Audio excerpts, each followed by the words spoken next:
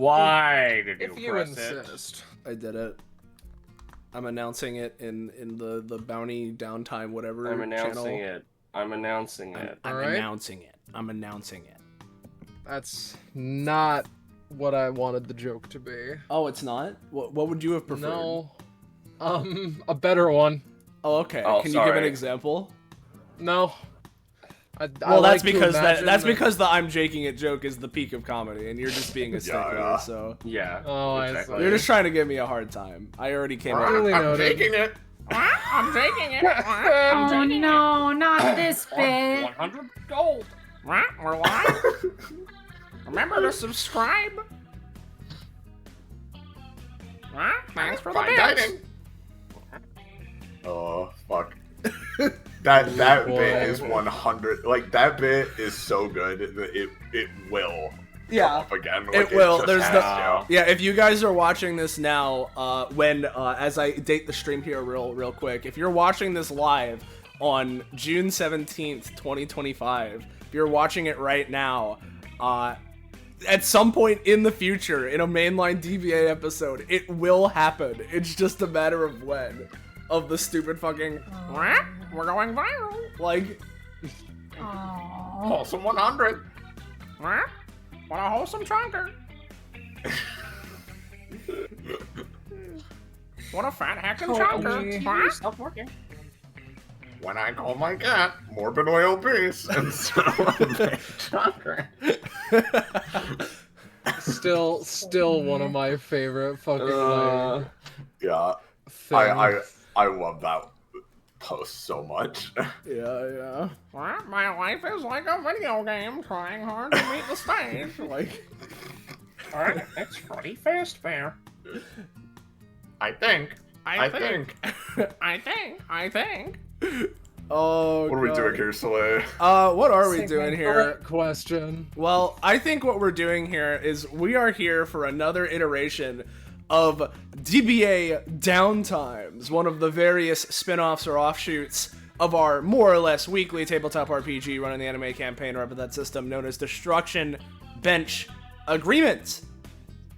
Destruction Bench Agreement is a role-playing game, a tabletop role-playing game, and as part of that role-playing game, quite frequently, you can often divide it into the roleplay and the combats. It's it's a little bit more complex than that, but if you want to really try and boil it down and simple, you got your game mechanics, and then you got your talking and your characters. We have side series for both, and Downtimes are all about little fun role-play interactions between characters to either, just, wow, making new friends, or maybe it's some important, or maybe not important, but just some event within the world that we want you to see that simultaneously is not being broadcast to the world as it normally is within Destruction Bench Agreement, as its premise is, funny, wacky TV show. Usually its events are being broadcast. With this, not so much. It's more so some hangouts or some stories that are off the silver screen for a little bit for one reason or another. And yeah, it's our side series. It's one of our ways we have more fun time for RP outside of main sessions. So yeah, that's what's going on here. And this time, it's gonna be awesome. This time we have more or less a follow-up to a couple of episodes, right? But primarily an episode that was recently run by the name of Completely Worthless. And as such, we have our kind of like leading woman here, Iris, who's kind of heading the charge as our sort of GM here, who are you, Iris? A little bit. Yeah? I don't really know who I am, but the locker room is empty. Empty locker room for an empty mind, they say. I'm Iris. We're doing a fun follow-up thing to the events of Completely Worthless that also, funnily enough, will overlap with several other things that we've been looking to do for a while and kind of get into again. So this is gonna be a content-rich downtime, TM. Yeah. But in addition to myself, we also have my lovely co-GM Penny. Hi, it's me, hi. I'm Penny. She helped me make the maps for this, and is going to be playing a big part in the events we're about to see. Yeah, I'm playing no one, as you can see. Yeah. Absolutely no one. Absolutely no one. And you know what? Might as well. Let's just go through a lightning round of other people that are involved here today, because, in this, it's less of a direct GMs and players situation as it normally is, but I mean, it still kind of is. Let's introduce some of the other people that are around right now. First off, if you're wondering if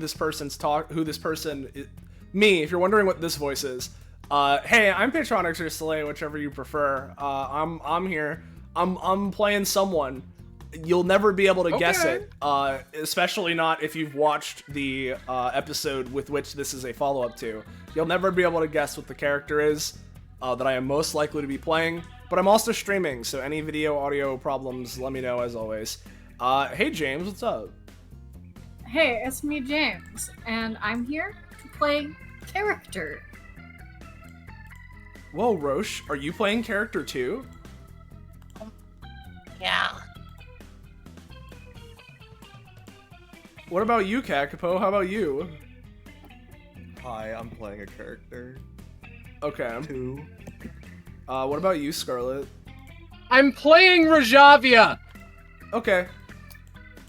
So yeah, that's those are some of the people we got in call right now, and by some of them I mean all of them.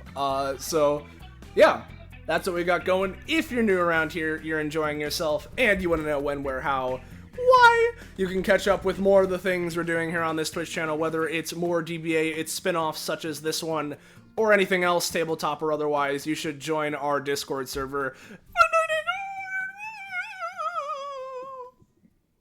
You know, that's the link. It's the link to our Discord server. I think you died, like in video game? Yeah. I became like a Boo from Mario. I died. I'm a ghost now. I'm Ghost. Yeah. Damn it. So yeah, there we go. That's the link. That's our intro. I think. I think we're ready to go. So how about you lead us into it, Iris? How about you go ahead and do that? I will do that. However, I would do that rather. But I want to ask Peb here. Do you want to do some establishing descriptions of this, considering where we're starting? Yeah. Do you want me to just describe like the outside vibe, or the Whatever, inside? whatever you're feeling. All right. Well, for a variety of reasons, we're at a hospital. It looks like fairly standard.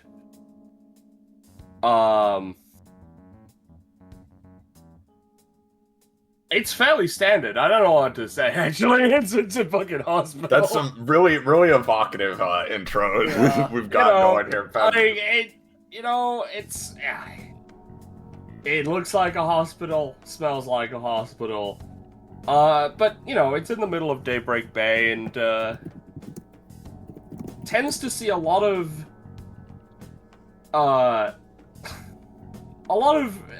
contestants just sort of appear in within its wards as there's a lot of injury that goes around in Daybreak. And one of its primary doctors is someone that most people are familiar with at this point. Violet Voss. And in a particular dimly lit hallway, probably on one of the higher floors of this hospital, out a bit more out of the way, we see Violet, likely flipping through some papers on a clipboard, going about her day as usual, at least so it appears. But as she's headed towards one bedroom in particular, she sees someone in the hallway, similarly walking towards her.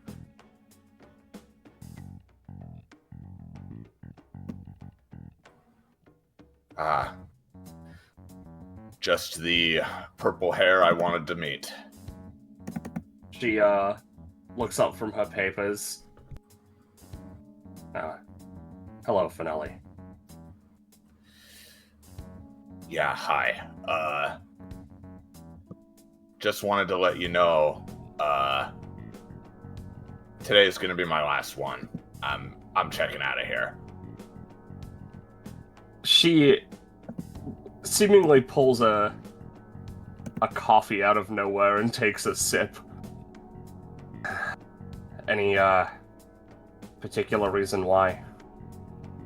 Oh, nothing in particular, no. Just the fact that you've been stringing me along for, God, fucking 2-3 weeks now at this point, and, what do you know, I'm still, sick, or whatever it is going on. You haven't told me any new, bullshit. We've been running all kinds of fucking annoying-ass tests. And, you know, I'm just kind of, like, sick of wasting what little time I have left on, empty promises. Well, research into your condition has been going slowly, I admit, but it is very nuanced, let's say, No, and a very niche condition that I have not come across before, and through Yeah, never heard that piling- one before. That's brand new.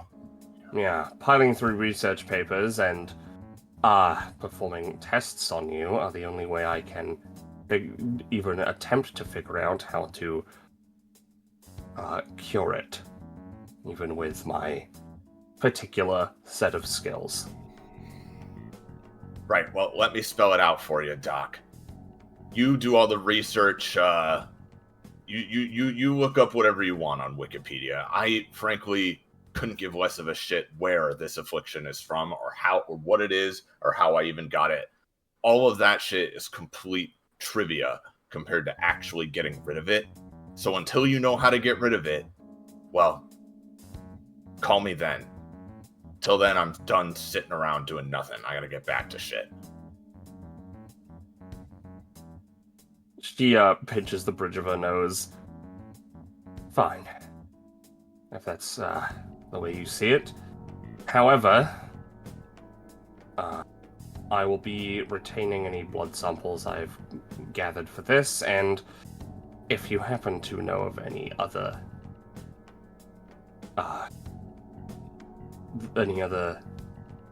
people suffering from that condition, from what you've told me, well, you have my number, but otherwise I'm going to need to try and track someone down. I've told you already. No, I've never met anyone else with a condition like this. No, nobody else has been able to figure out what it is. And no, I don't know what the next, step would be. I've just been rolling the dice over and over on random bullshit. And no offense, I'm sure you have your particular set of skills, but I don't think they can help me. Otherwise, prove me wrong.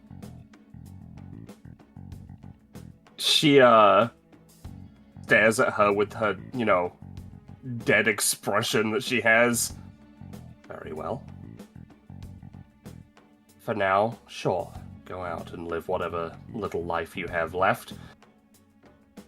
But when that starts to dwindle,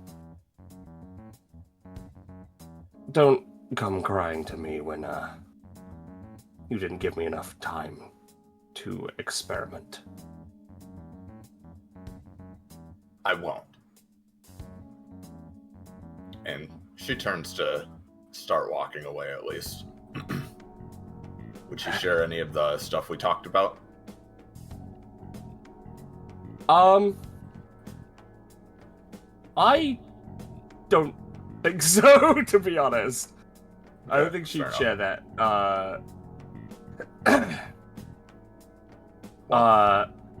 Yeah. Because I think it would just serve to fucking piss her off more for now. Okay. Well, for now, she makes her way out.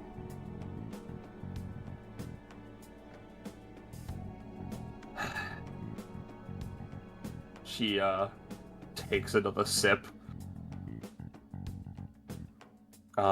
Before going back to her papers. The coffee just seems to come and go as it pleases. Which is fucking stupid, but like, no one's watching her, so she doesn't really care. Alright.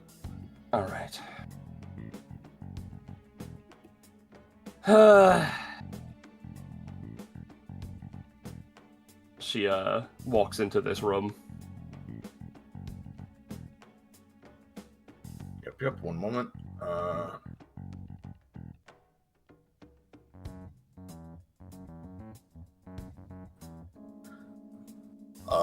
In this private tucked away infirmary, Celestine is still sleeping peacefully. Not in any of her normal clothes, but just in a basic hospital gown. I said peacefully, and in a way that's true, but it's also somewhat unfitfully as she tosses and turns. When Violet enters, she makes sure the door is closed, stacks up her papers, and sort of,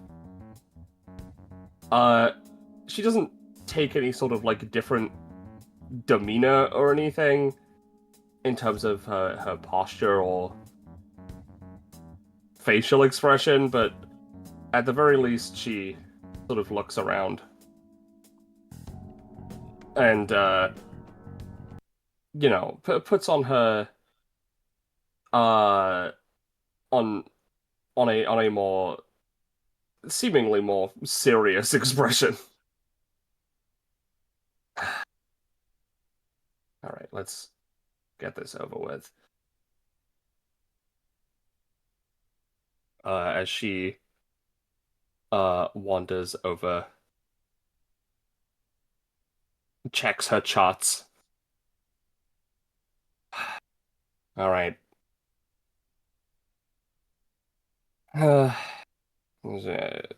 Celestine, worthless. Epithet has seemingly been fractured. And after a while, she would I believe be joined by someone. Yes, it's at this point as she's looking over Celestine when how do you describe how they enter, James? Right. So I feel like this individual is not exactly being stealthy, but is entering as quietly without a word. You know, person on a mission. Heading towards you know, someone who has requested this little meetup, you could say. And they just enter through the door. Yeah, they just enter through the door, you know. Yep, there we go. Just walking Violet on up. looks over. What's up? Mr. Cassie, Hey, Doc. welcome. You had a request of me? Yes, I unfortunately do. Rare I get requests or favors from you, huh? She, takes a long sip. Yes, regrettably, I will owe you one. However, this particular, patient requires your services as well. Anything special about the kid, or kind of just like looks, head kind of tilted a little bit? She, pulls up well, she's still holding the chart, but she, you know, referring to it. Well, they have gone through a, rather forced awakening. Their epithet gaining much more strength than her body and soul could handle. And causing a, frankly, I'm trying to find the right word. A frankly, well, let's just say I'm surprised they are still breathing at all. With the recoil that they have suffered. Must have already had some sort of strong intervention then. Yeah. Through my tests and through scanning with my epithet, I can see that for her to recover at all, or at least start, we are going to have to do something that I would rather not, but will be required. And unfortunately, due to how fractured her epithet is, I am going to need your particular abilities. This isn't one I can do on my own this time. So you need me to steal something here? Take Yes. over something? What's the specifics, Doc? I am going to start disconnecting her from her epithet temporarily, and with that, I want you to use your skills to fully remove it. And what are we doing with the broken-ass epithet afterwards? Anything? I will have to look at it first, but... and this is where my primary request comes into play, and I'm sure it will benefit you as well. I want you to take it. For little old me? Yes, at least temporarily. You will gain access to the epithet. She checks the chart. Worthless. However, it will be severely weakened. And I have not fully been able to test this. So this will be rather experimental, hence our meeting here. Using it should help it reform itself, whether it becomes something new or just goes back to its original form, who's to say? But hopefully through a healthy person using it, it should be able to heal. And without it draining Miss Worthless here of all of their energy, she will be able to wake up and live a healthy and normal life as an uninscribed. Do you think she'll, care about the epithet not being there? Or is this something we're gonna have to worry about people, trying to come after me and trying to get it back, or...? I personally have not met this patient before, but if they wish for it back, we can only say in time that it is whether or not it has healed enough to be returned. If people come after you, well, that is their prerogative. I'm sure you can handle it. I mean, yeah, but it's annoying. At the very minimum, if there are any close friends of hers who are wishing for some kind of strange vengeance, I guess, I suppose, then I will explain to them in my best capacity as her doctor that this is the only treatment available At least that I can perform for now. Well, doctor knows best. This won't require a fully prepped surgery room. We can do this here. Oh, okay. So we can just go now. I can like just do it right away. She nods, and as she goes up to Celestine's bed, it is time for the princess to wake up. And she closes the curtains around this, and what they end up doing will leave up to your imaginations. But with their powers and talents combined, they managed to resolve that little loose end. And the camera, metaphorical, cuts to the lobby of this hospital. Deli is screaming her head off. It has a cat in it, you know? Yeah, there's a cat. That is true. There is. There is a cat, but I also think she would have an actual cat, to be honest. Yeah. Or, well, maybe not she. There would be an actual cat in the hospital, because I think that's cute. Hospital cat? Hospital So- cat. Hospitable therapy. It's cat. also... I'm sure Violet has very specifically removed its ability to cause people to have allergic reactions to it. It is a hypoallergenic cat. Or as a normal person would call it, a sphinx. No. I understand. It's just I'm jesting.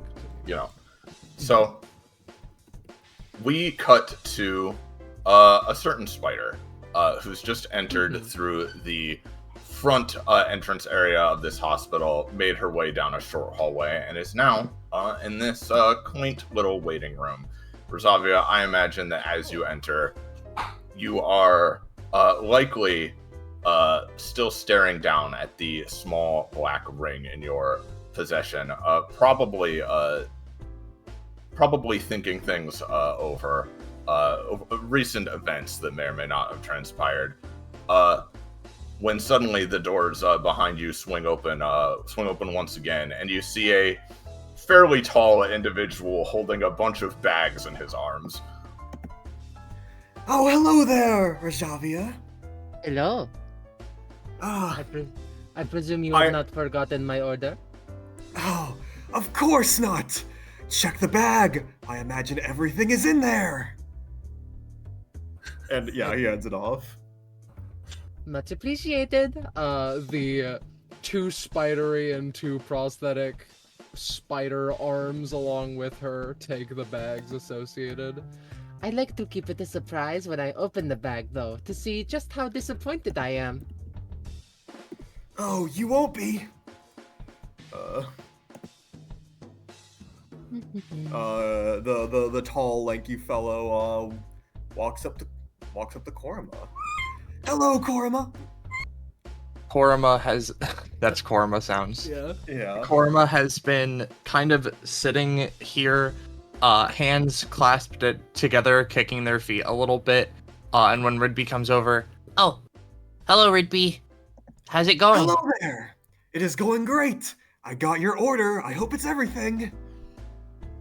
Oh, nice. My 3 large fries. And a Yes. milkshake. You got that too, right? Mm-hmm. Yes. I have a gift for How has you. everything Raja- been since? Yeah. You too. Rajavia How's- hands bro 3 large fries and a milkshake. Continue. Whoa! Yeah. Did you give Rajavia my bag? No, I made sure to mark them all appropriately with iconography corresponding to something I associate with you. Korima, you see on your bag, is a hastily drawn, little kobold face, and also the design etched on the pin of linen. Rajavia, where'd out you of get character. these? Sorry. No, go on. Scarlet, out of character. I do not know how you already know about the ring and associate it with me. Well, now. How'd you get these? I'm looking at drew them. Rajavia. Oh, not not to. Okay, you. As I understood it, he gave me every bag. So, you know. Oh. I did no such thing. That's an In that optical case- illusion. In that By your case, they mind. only gave me mine and yours for some reason, which may be a little bit more weird. But I think you ripped Korma's right out of my hand. That was a very cruel act of you. I think some horrible freak of improv is happening here, but that's okay. Dante, are you seeing this shit? He Overall like verdict- looks up and was not even paying attention. You know. overall verdict, it was probably my bad. Rajavia's pickpocketing skills need to be honed for future reference. Enjoy Korma your is- fries. Enjoy your shake. I will sit down in the chair. Korma's holding their bag of stuff and just their milkshake in the other hand, still kind of kicking their feet. Thanks for grabbing all of this, Rigby. Not a problem. I'm fine to be the long-legged delivery guy for my wonderful friends. Though, I must ask, how have things been going since the incident transpired? Oh, well, hi, Finale. She visibly like is startled, like flicks her gaze over to you, her hand instinctively going to her hip that probably doesn't actually have her sword there right now, but still like is poised. Who are you? How do you know my name? I'm Korma. I know everyone from DBA. Her eyes glance over like this assembled, party. Kitty waves. Kitty actually knows you. Right. DBA. Hey. What are all Hi. they doing here? Well, Visitation. yeah. An episode happened, a situation occurred, and one of the people involved got really hurt.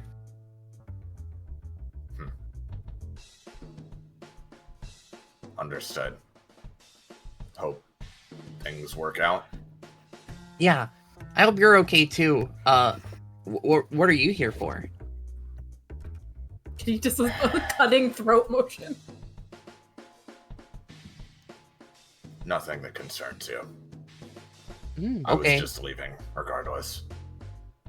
Well, if you ever need anything, feel free to call upon me. Sure. Korma, you said. Yep. All right. Hey, Kitty. Yeah. Kind of holds up a hand. Very much like as she raises her hand, she like looks at it to make sure it's like, yes, this is the correct position for a societally accepted greeting, and then like lowers it back down. Kitty mirrors the motion. They stare. Starts shuffling out again. And don't worry about finding a number or something. I'll hear if you need me. Just call my name. Yeah, sure. Korma looks back to Rigby. We're talking about... What were we talking about? Sorry? Just how things have been since the incident happened. I haven't gotten much of a word. You explained what happened, and I saw bits of the episode, of course, but... Well, haven't gotten to have much of any conversation about how you feel after everything that transpired, and I wanna make sure you know that I'm here for you and everyone else here. Speaking of which, He's gonna shuffle on over. hopefully Rajavia didn't steal your bags either. If Dante and Kitty gave orders, Rigby would hand you your. Dante respective wasn't bags. there when Ridley. Well, no, but this is multiple days This is- after the this is- fact. Oh, This is days so later. This This is is the sec- another order. Yeah, This is I know. another run. Yeah. Yeah, Just Dante would reach for his bag and look. Let's see, is it a clock? Like looks like it's a around the clock bag. and sunglasses. There you go. All right, makes sense. Rigby had to eat the whole last order himself. Exactly. Yeah, he'd grab his order. Yeah. Irby would also schmoob on over to Kitty. She would grab hers, I imagine. Yep. Cat and code stuff, what you would expect. And yeah, that. Alright, my job is complete. Now I'm here for moral support. Yippee. I mean, I figure we could move this into more of a general, like, huddle, because this does involve everyone Okay. here. Okay. Because, Look, why are you standing on the table? it helps me be at eye level with you guys. That's Fair enough. You are very short. Korma, funnily enough, I do think it would be funny if Korma did literally lose a few inches of height from classing up. Your Oh, yeah, code boss. got condensed. Well, yeah, his nose got shorter too, so it would make sense. Because, everyone here, I've been speaking a lot with Dante and Kitty and Rajavia, so we could coordinate kind of visits and stuff like that. I think it's kind of lucky that we managed to, gather today, just in case there's something more that changes. I've also been trying to talk with the doctor a lot. It's been, fine, I guess, just kind of stressful, because it's everyone knows the situation. I don't know why I'm recapping everything. Yeah, we all know. In short, I'm just hoping that today's the day that something changes. I've been kind of hoping that if Celestine, actually wakes up, I'll start to, hear it, because I can kind of hear whenever someone wants me or something, or I can hear when people are trying to talk to me even if I'm not there. That's kind of how Weird. getting stronger is a pretty funky experience. I will say, to be clear, the reason you have all gathered here is because you've been told that she has woken up. Oh, okay, my bad. Yeah. I thought they've just been sitting here the whole day and just waiting. No. It's been a few days since the session at this point. Yes. And she has been comatose until then. You potentially visited her in the meantime, but you have all come here because you've been told, hey, she's woken up. In which case, I can imagine probably switch my statement of Korma, heard almost a little whisper of her, and then Violet called, and then Korma called up everyone. And then Rigby got our McDonald's orders, yeah. Yeah, on the way here. So, Korma claps their hands together. I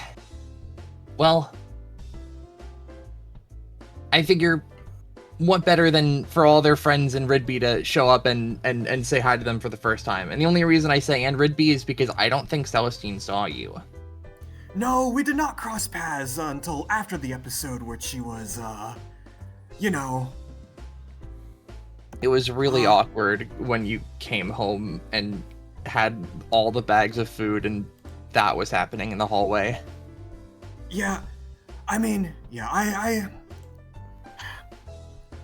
It's unfortunate that my power couldn't work to get her any better, but it's good that she's gotten to the point where she is conscious, so I'd love to at least pay her a visit. Yeah. Really, no one could do anything. Well, Korma, perks back up, tenses into, a little smile as, little sparkles of energy come off them. All right. So, let's head on up. Dante Korma hopped off the table. Yeah, Dante looks down to a wrist watch, right? Yep, all right. He stands up. Yeah, we're off. You have anything to say, Rajav? You alright?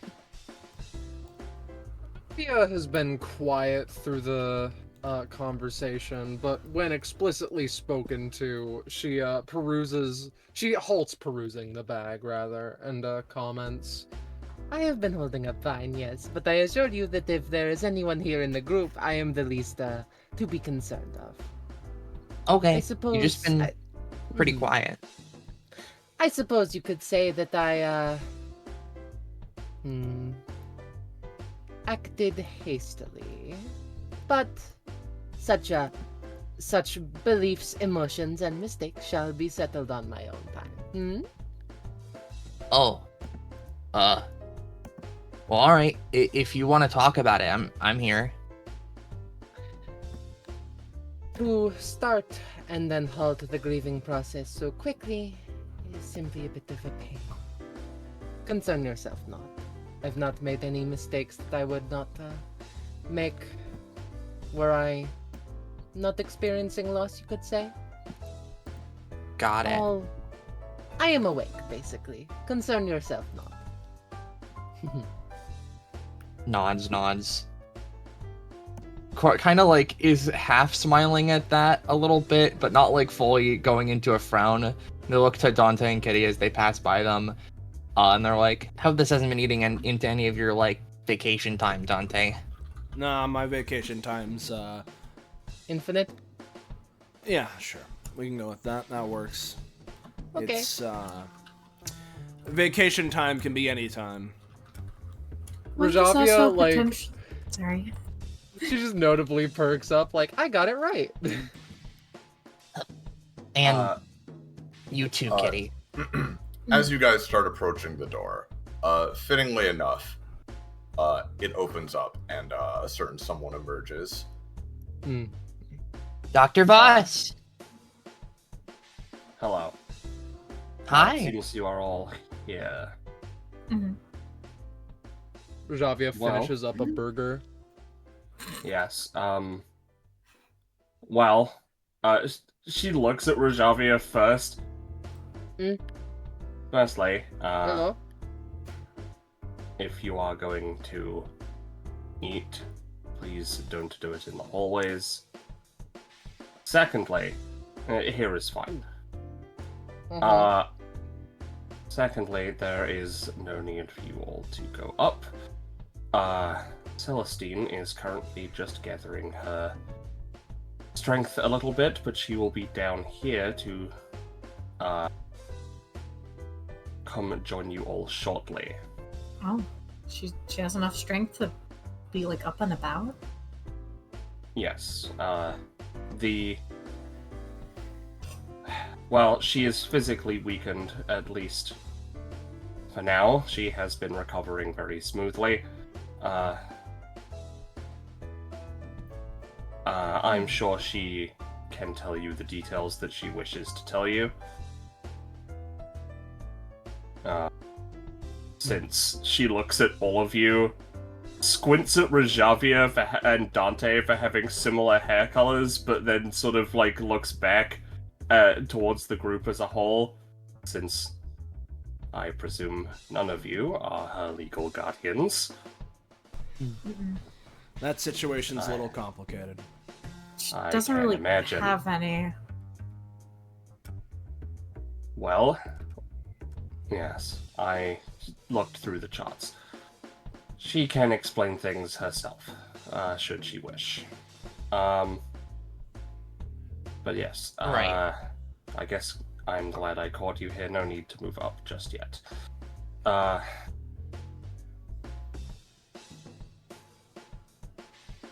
She, sort of stares awkwardly. Korma like looks up at Violet for a little while. So, I suppose, are you saying we simply shouldn't go up, or what? Because I guess I was thinking, like, you know, we could go up there, like, anyways, I guess. Well, she is officially being discharged today. Oh, wow. Yes, I've determined she has enough strength to be able to leave whenever she wishes, and she has decided she wishes to leave as soon as possible.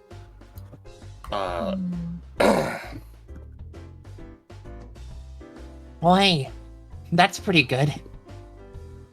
Figured she was a strong one. Yes, And I she is very. Mhm. she's very strong-willed. Evidently, considering what occurred with her epithet to get her into this situation.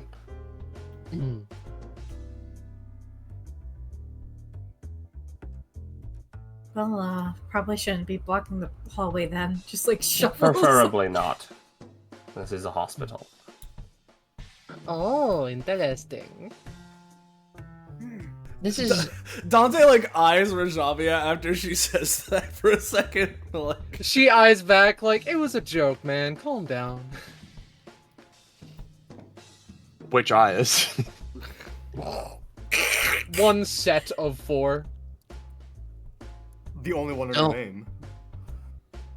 this is like your whole like business, right? This whole hospital. I do not run this hospital. I am merely a doctor here.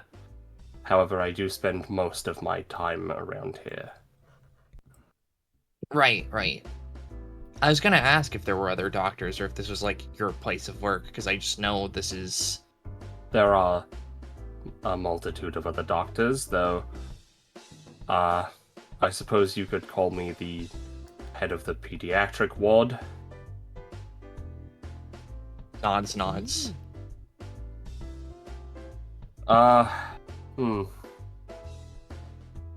There is also something else, I guess, that I suppose that pertains to you as well, Korma. Me? Yes.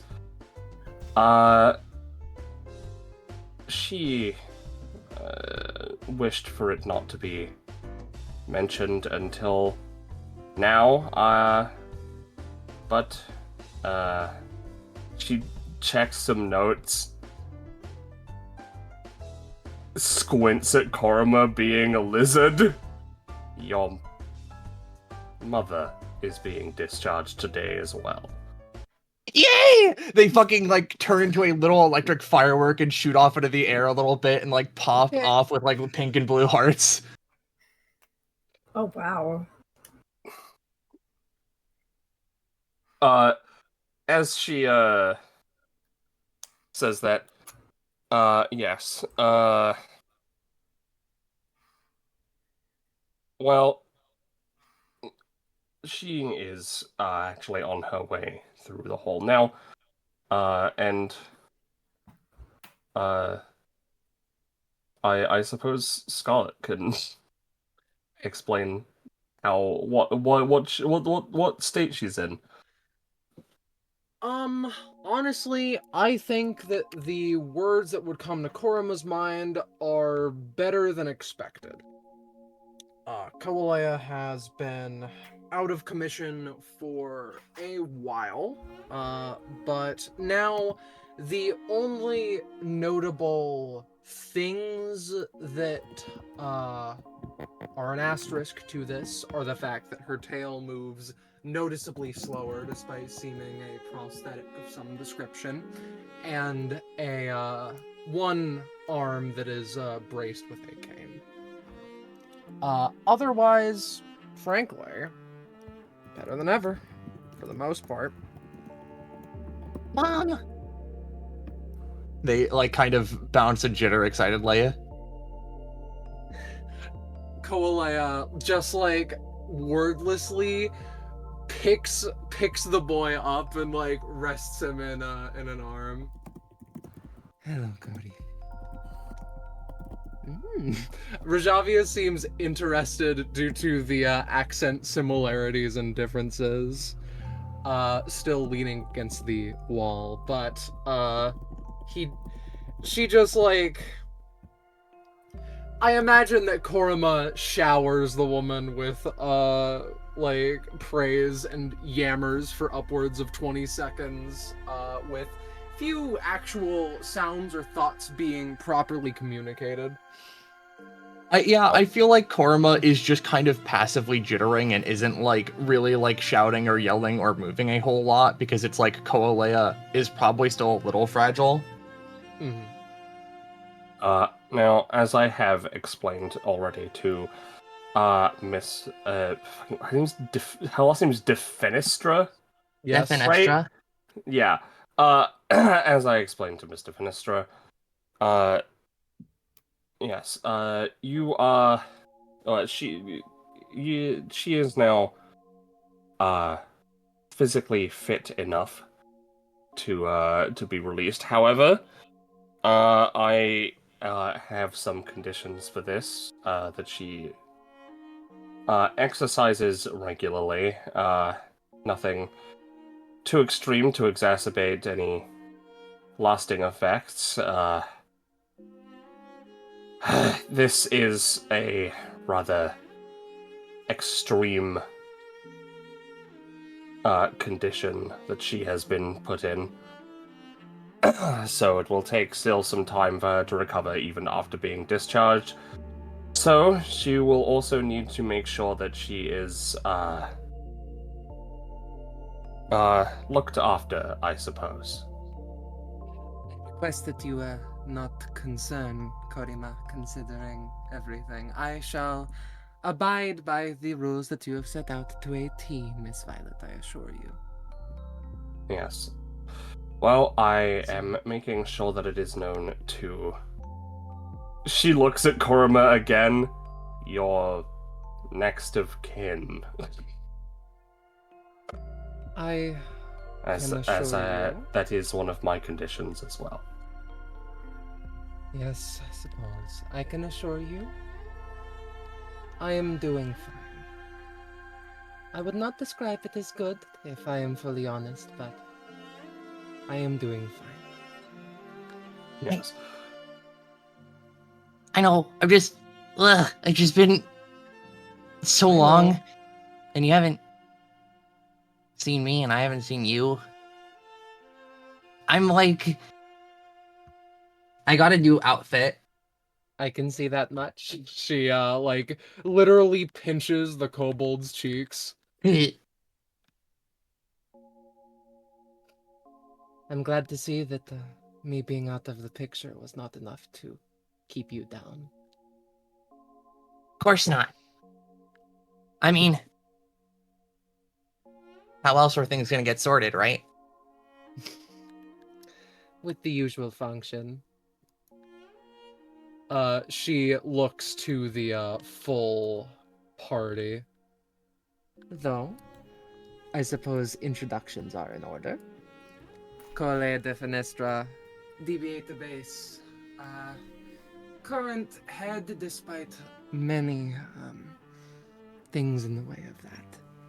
Hi, Kolea. Waves. It's Hello, a pleasure Kitty. to meet you. I've heard Korima has said so much good things about you. It's because I programmed him to be unable to say bad things. She clearly jests, extending the Oh. non-caned hand. Dante, Dante, like, sees this going on. All you really look that much different, you forgot each other. He, like, stands back up from leaning against the chair, as, you know, Oh, he, wait a minute. yeah, he, like, you know, looks towards Rigby for a couple more seconds. I decided to Rigby abide squints. by societal you! standards, but yes. You're Koalea, right? I did meet you that one time. Sorry, I never got your last name, and it's been so long. She gives a sort of like I get it ? Sort of expression. No point in there is no point in concerning yourself, friend. Hmm.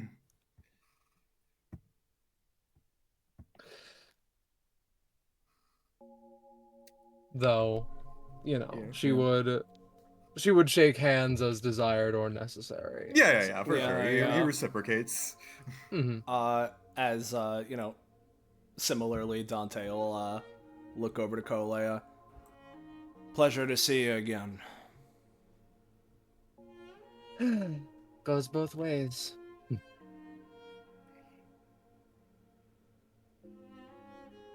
I've heard good things about your engineering skills, but mine rest in a very different field, so... Is this meant to, insinuate something? To insinuate I'm a little bit better than you in some places and a bit worse in others. Nothing more complicated. Kolea and Rajavia keep eye contact for a little bit, but they do shake hands, despite Kolea's, with your time as, along with Rajavia, you can decipher that comment is, just a little bit weird, and, she doesn't mean anything by it, but Kolea seems to struggle with that fact. Neither here nor there, though. They shake, and then Kolea goes back to conversing.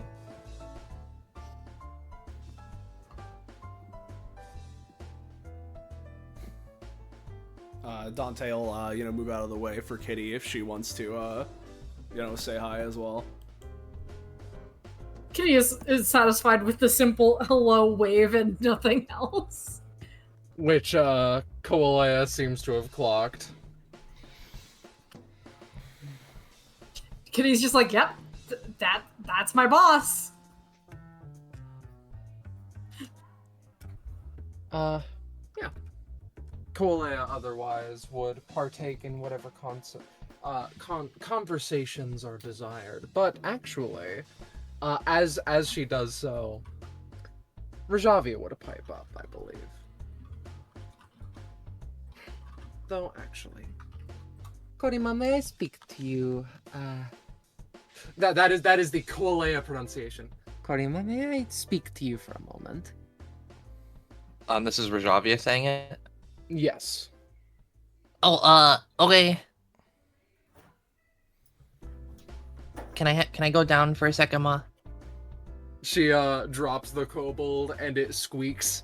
They bounce off the floor. Mm-hmm. Pops on over. I wanted to discuss with you on a little something. Just a little bit of ways, no concerns. While they're discussing, Violet is giving Koalea her prescriptions. It's enough to clearly show that there is something wrong with her. Yeah. Just in the background. So, whilst your mother cross compatriot speaks, I believed that it would be a fine opportunity to speak with you on a little something. In fact, you know what? Let us sit down.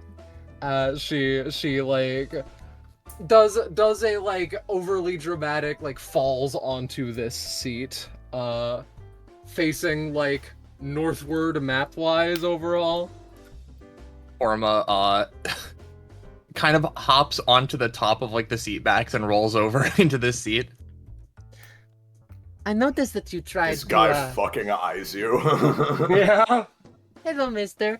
I noticed that you tried to do a little something with the ring old worthless had.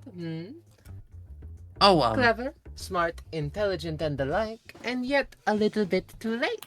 Rajavia, with a wide smile, slips off her glove to reveal, surprisingly pristine and well-kept hands beneath, and, the device cross ring that Worthless had previously. Oh my gosh, you have it? I thought it did a villain vanish thing.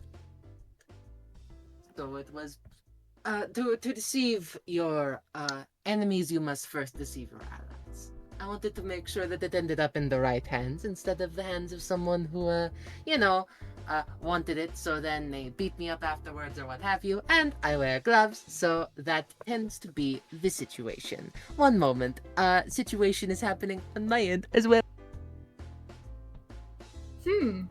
Mysterious. What are the others talking about?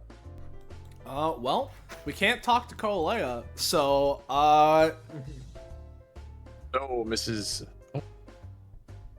I guess if anything, right, Dante will look. No, 1 second. What's Oh, okay. Okay, Sorry, good. we can't talk. I'm good. Okay. I'm sorry. If you want. No, I was you go. pulled in go on. 3 directions. I'm sorry. This can.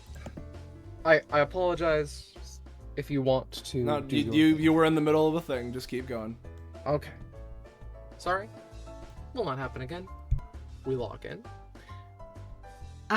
With this being said,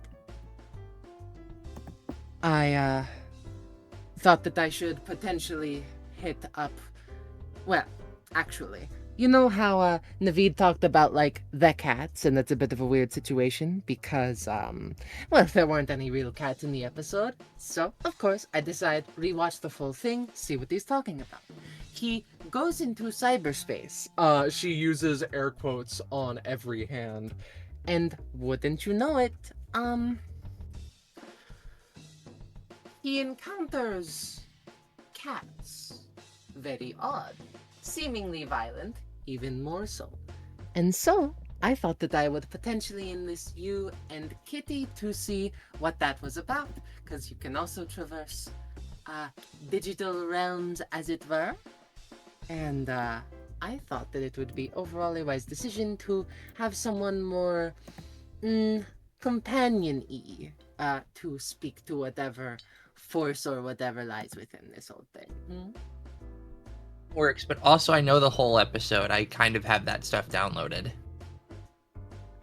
That's fair. She It's good for you to recap. ... We're not on TV right now. I guess there is no audience. Korma I thought begs that to it the would- audience. I thought that it would come across as me doing my research, but No, I I've mean, just you been did. shown I this think a it's few- really cool. I mean, saw it in a DBA episode is a valid reason for anything. Anyway, She blinks all of her eyes in sequence. if you want to spend more time with your parental figure, I can tell when I am crashing in on a party.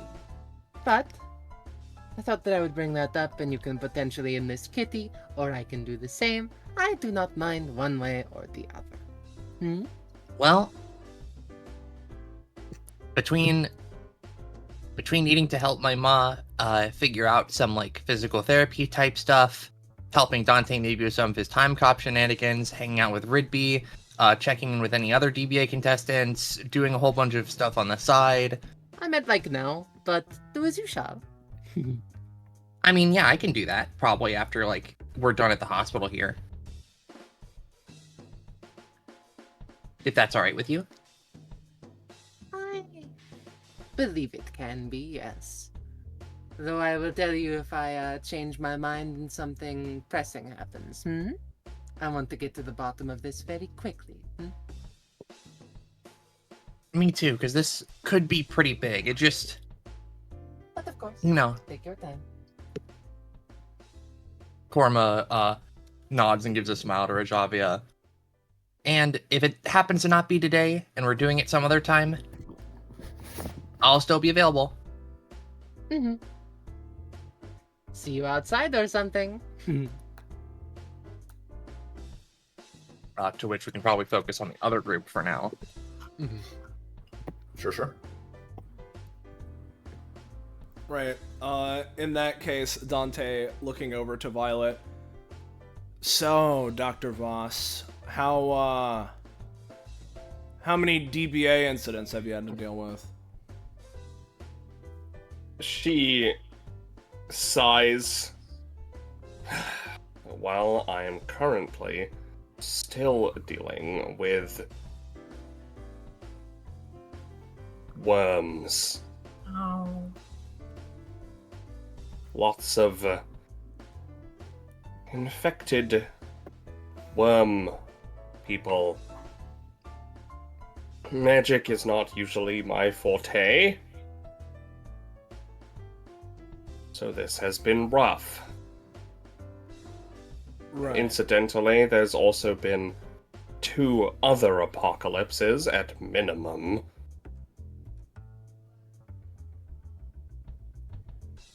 Apocalypse Eye? I'm unsure. Apocalypses. In addition, while most DBA contestants, in most cases, can just get themselves checked out at a pharmacy or a clinic. Sometimes there are more serious cases, such as with Mr. Fenestra and Celestine. And sometimes I have to deal with victims of DBA episodes. Less in the unrelated masses and more in the fate decided they were an enemy for the day.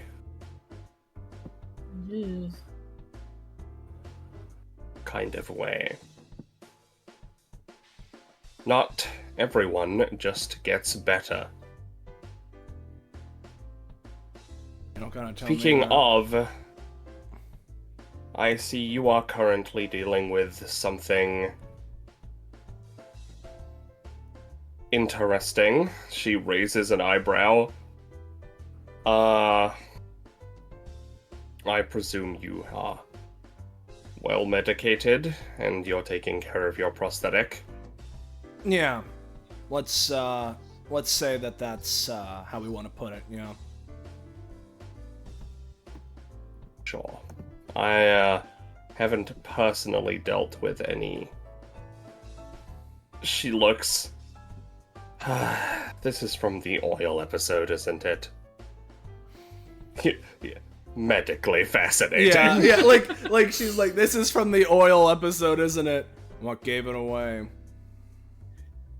The oil. He doesn't respond. He's just sitting there, like, eyeing her, looking at the oil. If you require a specialist in anything, I specialize in most things. My epithet allows me to Remove erase things. Erase them, yeah, I get it. Don't worry, I've already been to, if you're a specialist in most things, I've already been to most specialists, so don't worry about it. Very well. Don't open my voice there. Very well.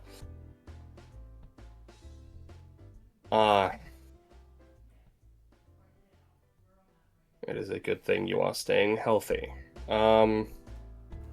She looks at Kitty. I say I'm a specialist in most things. I don't think psychology is not one of them. You should probably see a professional therapist. I am. Good. Looks And then down she at looks- at her hands. They keep telling me to take the autism test.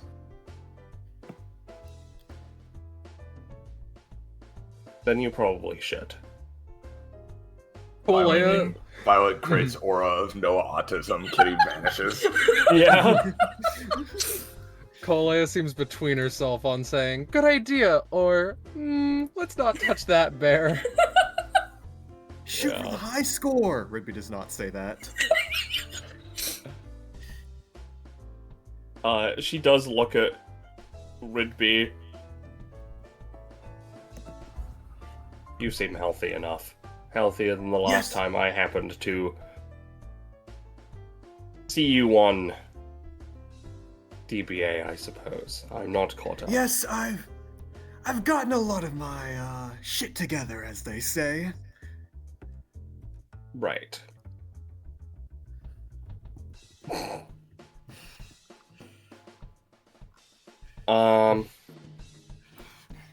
Yes. I've not had to deal with any of your victims recently. Or students, I suppose. Eyebrow raise. Blink, blink. I mean, isn't he like a fucking, former murderer man? Nobody knows that. The one Fair episode enough. that was shown was like a lost episode. So like, Fair I don't know enough. if I won't know that. Yeah, I don't think that's not known information. Fair enough. Yeah. Yeah, no. Anyway, yes. I am going to, go retrieve Celestine. So I will be back momentarily.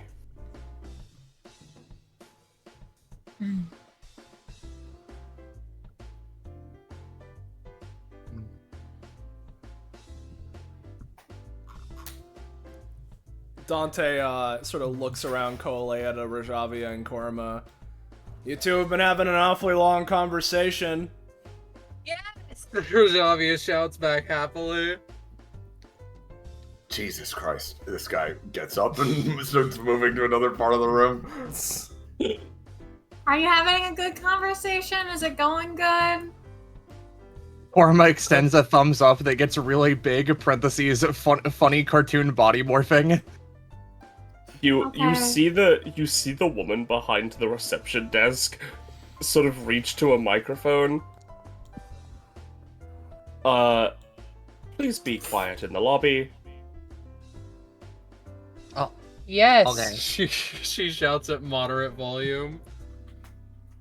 I think we could head back. Whoop. Up.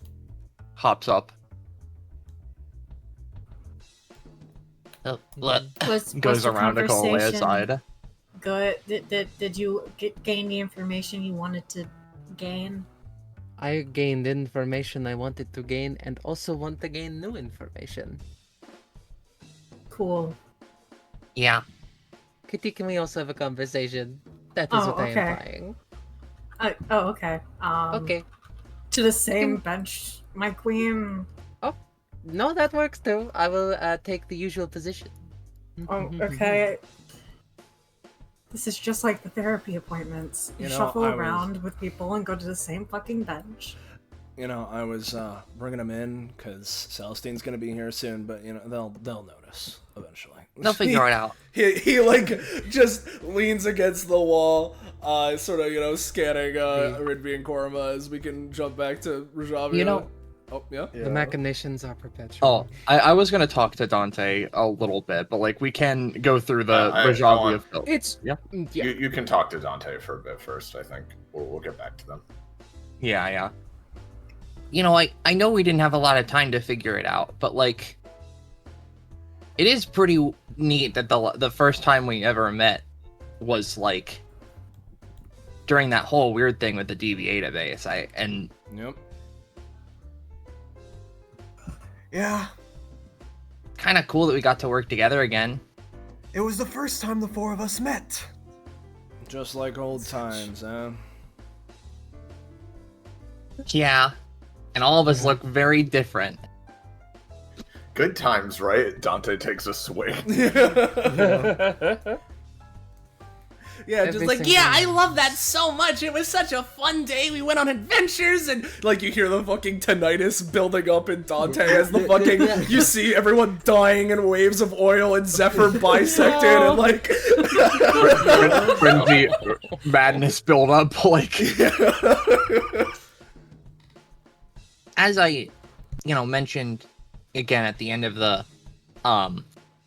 thing last time, and then I'm sorry to say this a bunch of times. I'm just like, if you need a little guy to assist, I am a little guy. I can confidently say there is no little guy than Korima. I'm I can see that for myself. He True looks to Koroma. Just there about is a cartoony little guy certificate in their Halo. Yeah, just about the littlest guy you can ask for. Well,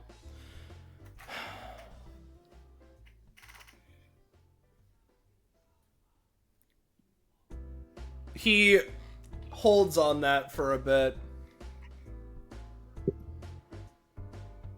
You still want in? Really? You do? Well,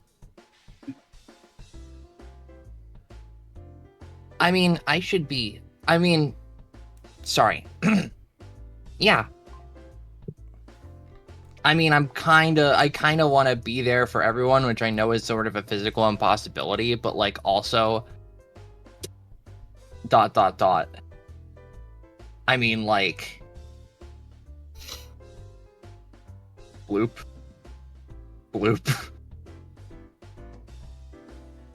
I have these guys, so I can technically be around and do a whole bunch of other things all around, but really, it'd be the main guy who's helping you out whenever you need. Now, how's about this, Korma? He looks back down to his watch. This is a conversation we needed to have here today, right?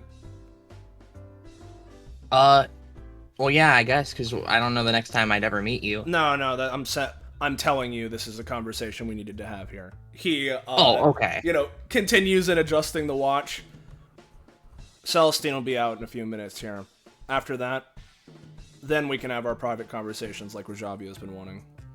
Alright? Oh, sure, okay.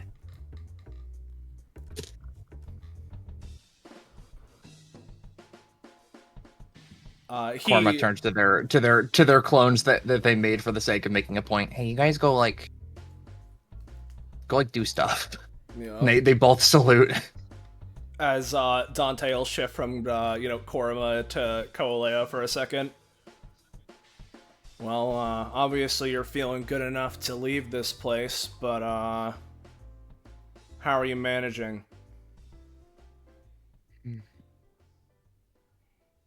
That is a very complicated question, but I appreciate the intrigue.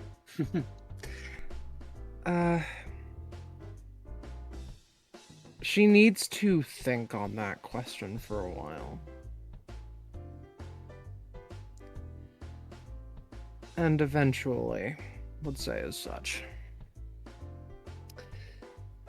I can walk around, but I am certainly experiencing the sensation of my body not working like I am used to it.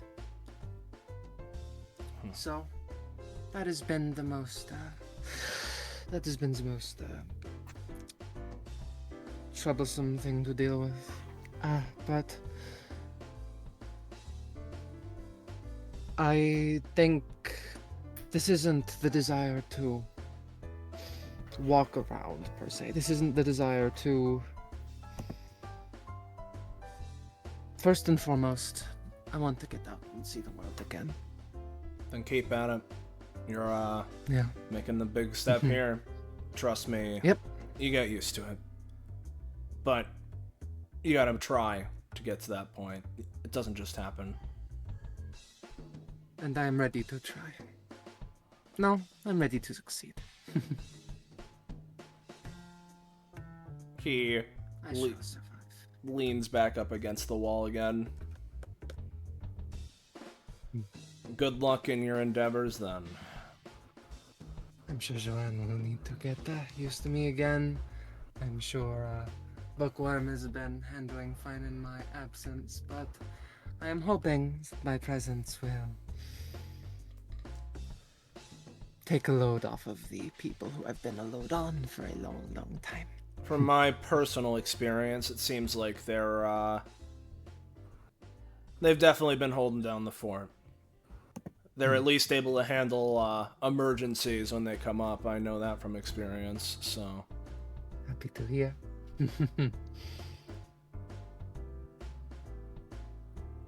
With that, Koalea, nods and stands herself up a bit straighter. All right, let's see what Razavi and Kitty are talking about. If it's the same thing as with Korma, you can summarize. But yeah, the long story short is that it is summarized. However, we get back to the conversation when Ravi is like, and dare I say, I imagine that there is at least one digital individual who I think would do well with other kitties. I mean, I think so. I do like cats as much as it pains me to admit and be that stereotype. Worry yourself not. There is no judgment in my heart. But I nonetheless appreciate your assumed assistance. I mean, yeah. I mean, did you just want to like, when do you want to do this? Like, do you want to just like do this today to get it like over with, or like After we see that Celestine is doing well. That was my plan. Okay, well, I'm down. Much appreciated. Thumbs up. She gives a thumbs up with one of her metallic appendages. But that is it, and I do not want to distract you from what is truly important in life. Thanks. Animal Crossing? That is a good answer. It will get you to 70% of the way. Blink, blink. Cool. I guess we should go back to the others. Probably. I should also reel in my eccentricities a little bit. Cool. Good talk. I try my hardest to make all talks I have good. She stands herself up and walks back. My success on that matter is nuanced and complicated, though. How does one determine whether or not they're successful at talking? I'll put it like this. You can recognize when you aren't successful in talking. Looks nervously over at Dante. Right on time, you two. Hey. Yeah. Just try to be. My successes are a different matter. If you're planning on doing any more one-on-one conversations, I'd recommend holding off for a few. I'm good at holding off. Are you? She does not comment further than that.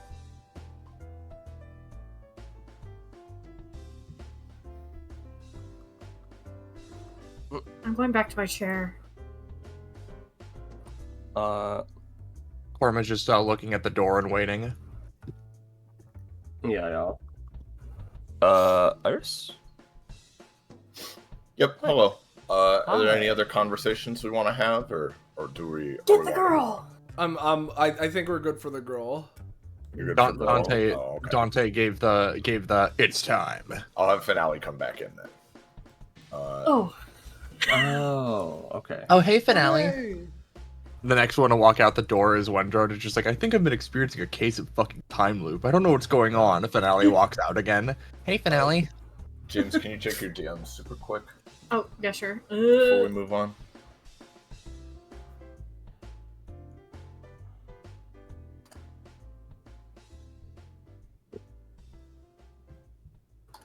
And if you're not sure, we don't have to. I thought I recalled you saying that.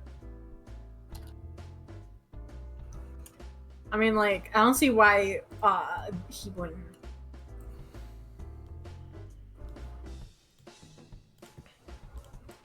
Well, regardless, you can decide fully one way or another in a minute. We can do that after. So, yeah. So, you all chat amongst yourselves and eat your food for another few long minutes. People continue, coming and going in this hospital. It seems, busy enough, not super crowded, but about average. But you're not so much focused on them as you are just waiting at the door, waiting to, well, you've already gotten good news, but you still want to see it with your own eyes. And it's after another bit that at last the door opens, and this time Violet is there once again.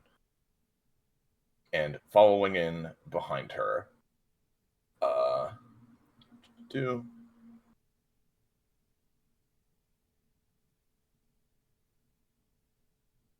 is Celestine. She is wearing not a hospital gown, but a more like casual, outfit than her full-on regal dress, and she doesn't have her crown on at the moment. And you see that Violet holds the door open for her as she somewhat awkwardly hobbles in using crutches to help her out and walking. But out she comes, and she sees all of you, and a rapid sort of mix of emotions flies across her face for a few moments before one settles itself. Hello. Hey, kid. Good Hi. to see the queen is back in action, hmm? Oh, I suppose I am. Thanks to all of you, I believe. Thanks to the rest, not so much thanks to me. And also your doctor. Well, yes, of course. She's been very kind to me, at least in the time I've known her today, anyhow. And I'm sure you've left me with the best care possible, so thank you all. If you'd like a hug, I could sit down. Not required. I mean, if you need a place to sit, though, like, Korma, like, swoops out of the way and gestures over to, like, the seating areas. Shuffles. I've been sitting enough. I suppose I should practice with these. Miss Shuffles Voss, back. Dr. Voss says that I'll probably need them for a few days. Koalea sighs in that, like, God, do I get it, sister, kind of way. Yeah. Yes. You shouldn't need them for too much longer. It'll just be a stopgap to make sure that your body fully recovers. At least enough to walk properly. I do feel like I've run 100 miles, but I'm here, so.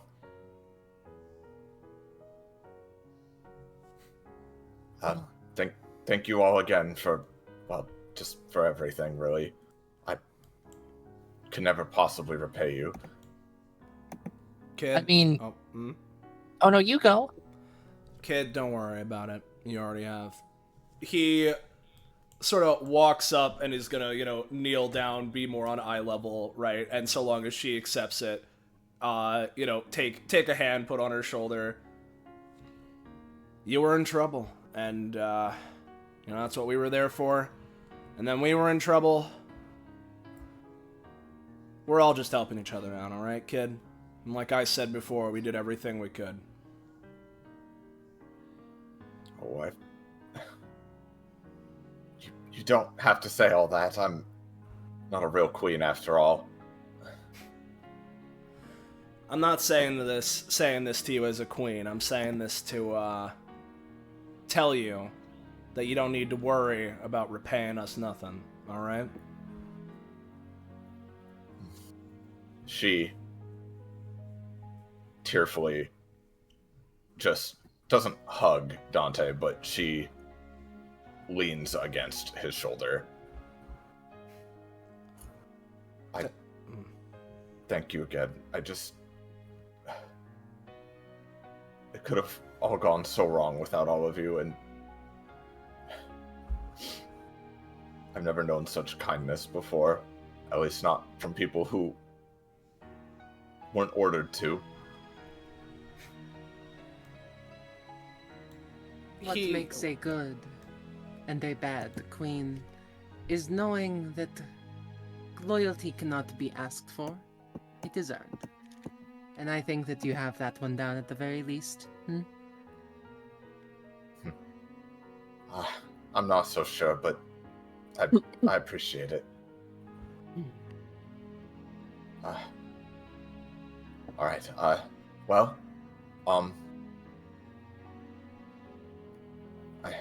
know I just said I'd practice a bit more, but I'll sit for a moment so we can keep talking. Yeah. Get your rest, kid. Take all the time you need. For sure. I'll be alright. Don't keep worrying yourself. Korma takes a moment, and then is pretty much just gonna paste the milkshake they had onto the table for paste another milkshake for Celestine to have. TM. I'll be real. She like looks at you with wide eyes and just immediately starts gulping that shit. Yeah. Korma claps their hands together while they're gulping. Such regal amenities for a hospital. While they're gulping the milkshake, Violet calls to Dante. What's up? I've already explained it to Celestine, but I have arbitrarily chosen you as the most, looks at everyone else, responsible. Sure. Here is the list of medication that she will require, as well as some of the physical therapy routines. And the physical therapy routines that she will need to go through. Right. I have already taken care of any payments required, so don't worry about that. Okay. So then, Doc, if you don't mind me asking, how exactly did this miracle occur? Well, having definitely, during my time in retrieving her, I made some calls and did a little more research on her situation, so I will tell you, as, again, I have arbitrarily appointed you as most responsible guardian for now. I've decided you're her father now. Yeah, basically. I've chosen for you. Yeah. I've already filled out the effectively, document. though it may not be obvious to yourself as an uninscribed, through a method using my own epithet and some medical techniques, I have extracted her epithet. Extracted it? Yes, she is currently completely uninscribed. The damage to her body is still done, but without the epithet draining her energy further, she is able to recover. I have also handed off her epithet to one of my associates who will be able to effectively utilize it to allow it to regain strength until both are well enough to be united again. Right. You know, that's not normally the kind of thing that people are just able to do, you know? No, but it is also not normal for a child to activate a overclass level effect. It's more normal than being able to remove an epithet, but I understand. Well, my epithet is quite, I wouldn't say unique, but well suited for such a task. Well, not that you need me to tell you this, right? But if that's something you can be doing, I'd recommend investing in that. He sort of, just, looks back to Celestine for a second before turning to Violet. That's the kind of gift that a lot of people do a lot of things for, if you understand. I am well aware. I have dealt with my fair share of troubles over it. However, I am at least strong enough to dissuade them from my presence.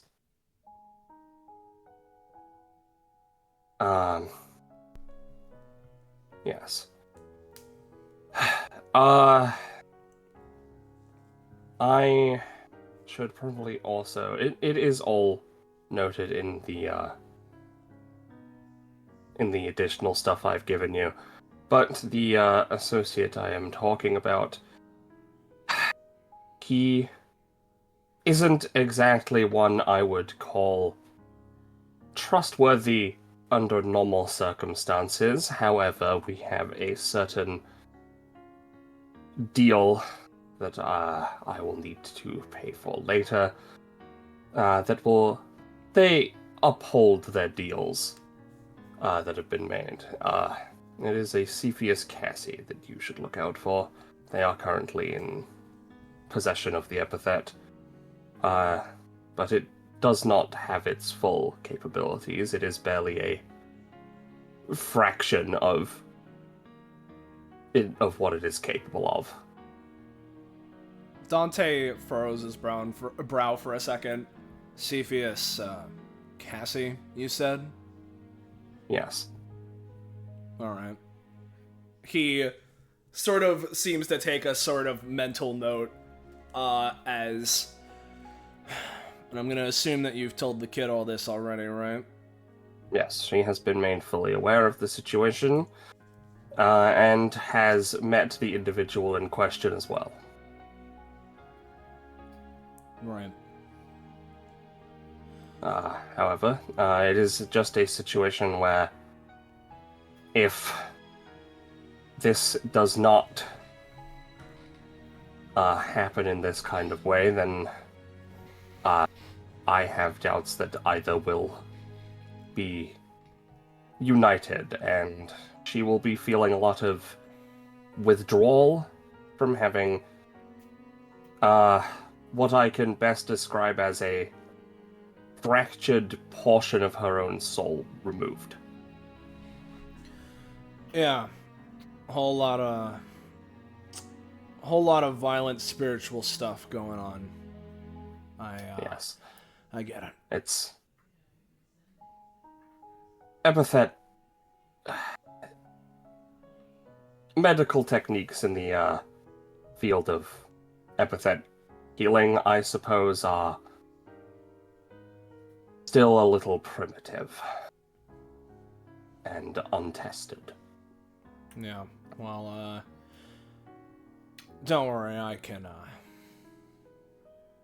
I know the kind of thing we're dealing with. At least a little. I'll be able to help her out. I will hold you to that. She should still also come regularly for checkups, at least once a week for now. However, we can lessen those after we have thoroughly seen the results of seeing how she has been recovering. Yeah. Weekly checkups. This will... Yes. She's fully aware this will be hard, sometimes excruciating, but I am glad to see that she has a group of people who cares about her.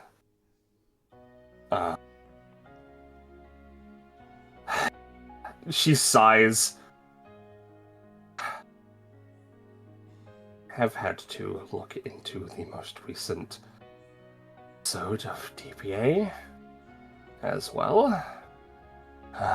Skipping a few was not my intention, but we are here with that. The other worthless.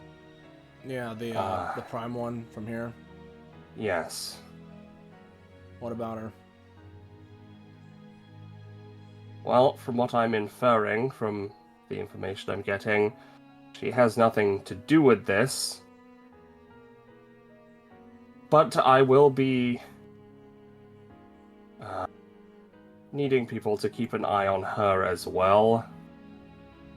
And to see if you can actually track down any of her living relatives. It's not usually my job, and I am very, very busy.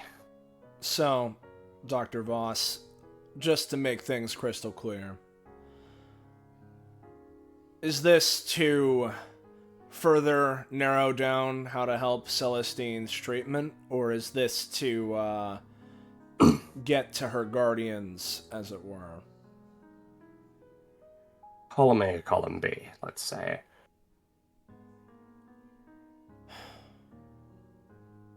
While I don't believe that she should be left with the guardians who are clearly leaving her in this situation, I also I get would it. like... It's legal. I understand the legal It's a part legal of it. thing. I get it. And it is also a medical research thing. Right. If I'm able to get in contact with them or the Queen Worthless, I may be able to speed up her healing process. Alright. Especially if I can get, to put it frankly, she is a perfect donor, being a time clone. Mm-hmm. She uses quotations. Yeah. No, I'm let's say I've watched the episodes. I'm caught up. I know what's going on. Yes. That is a lot of periphery information, however, I've already given you everything you need for her immediate treatment and care for the time being. Mm-hmm. Well then, Dr. Voss, I'll, since this will likely not be the last time we're seeing each other regardless, I'll, keep you updated on if I manage to track down any of her, not kin or family, but you know what I mean. I understand, and I appreciate it. Anything else I should be knowing here? Or are we, good to go to a happy ending? Well, I need to inform Mr. Fenestra of at least something to assuage theirs and Korima's worries. Since they were admitted into the hospital under extreme circumstances as well. Yeah. Right. So I'm going to do that now. Dante just puts his hands in his pockets and is gonna, squidge in between Kitty and Cole here. I'm sure he takes note of all of the medical information. There's a lot. Yeah. He just, I guess it'd be more accurate to say he puts one of his hands in his pockets and he's holding the presumably clipboard of information in the other as he just sits down on the edge of the table here. Yeah. Now, Mr. Fenestra. Hello. You, as you are aware, were admitted into this hospital after being, That I do, yes. You do not need to charge me after for they the got you. again. After they got you. After you got. No, she doesn't say any of that. I just want to put any other worries to rest for yourself and your family. That while this will be hard and you'll be left with scarring, you should not think yourself as a target for any such worries that may come through. From what I am able to just infer, X would not come after you now that you have been released. They would have attempted to come after you beforehand, if they were going to do so at all.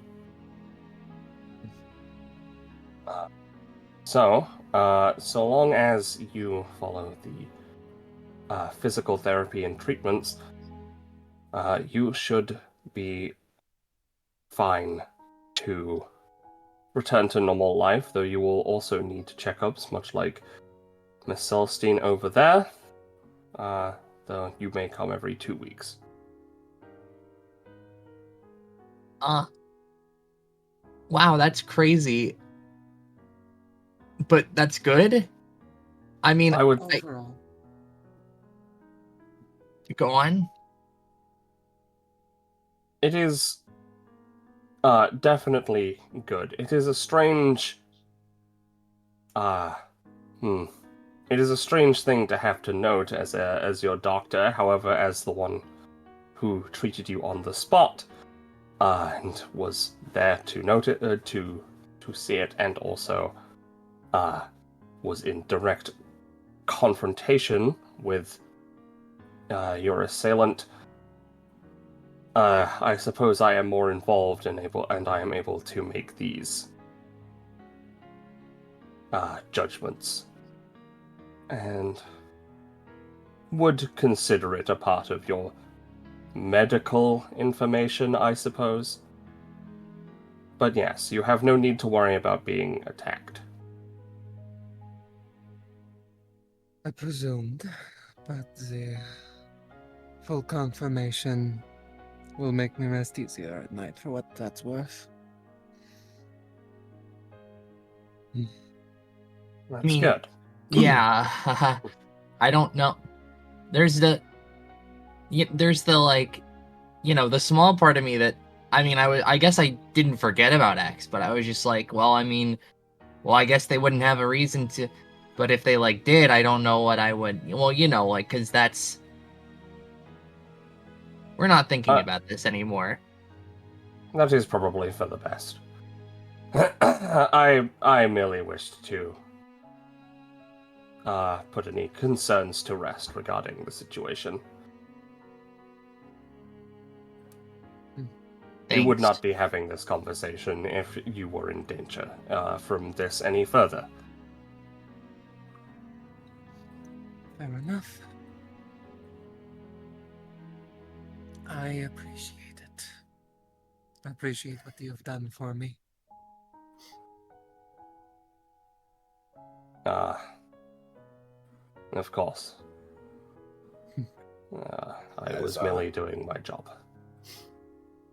As Violet has these conversations, what are the rest of you talking about? Javi is mostly playing entertainment. Kitty is just showing Celestine freaking TikToks on her phone of cats. Yeah. This is the cat of good luck.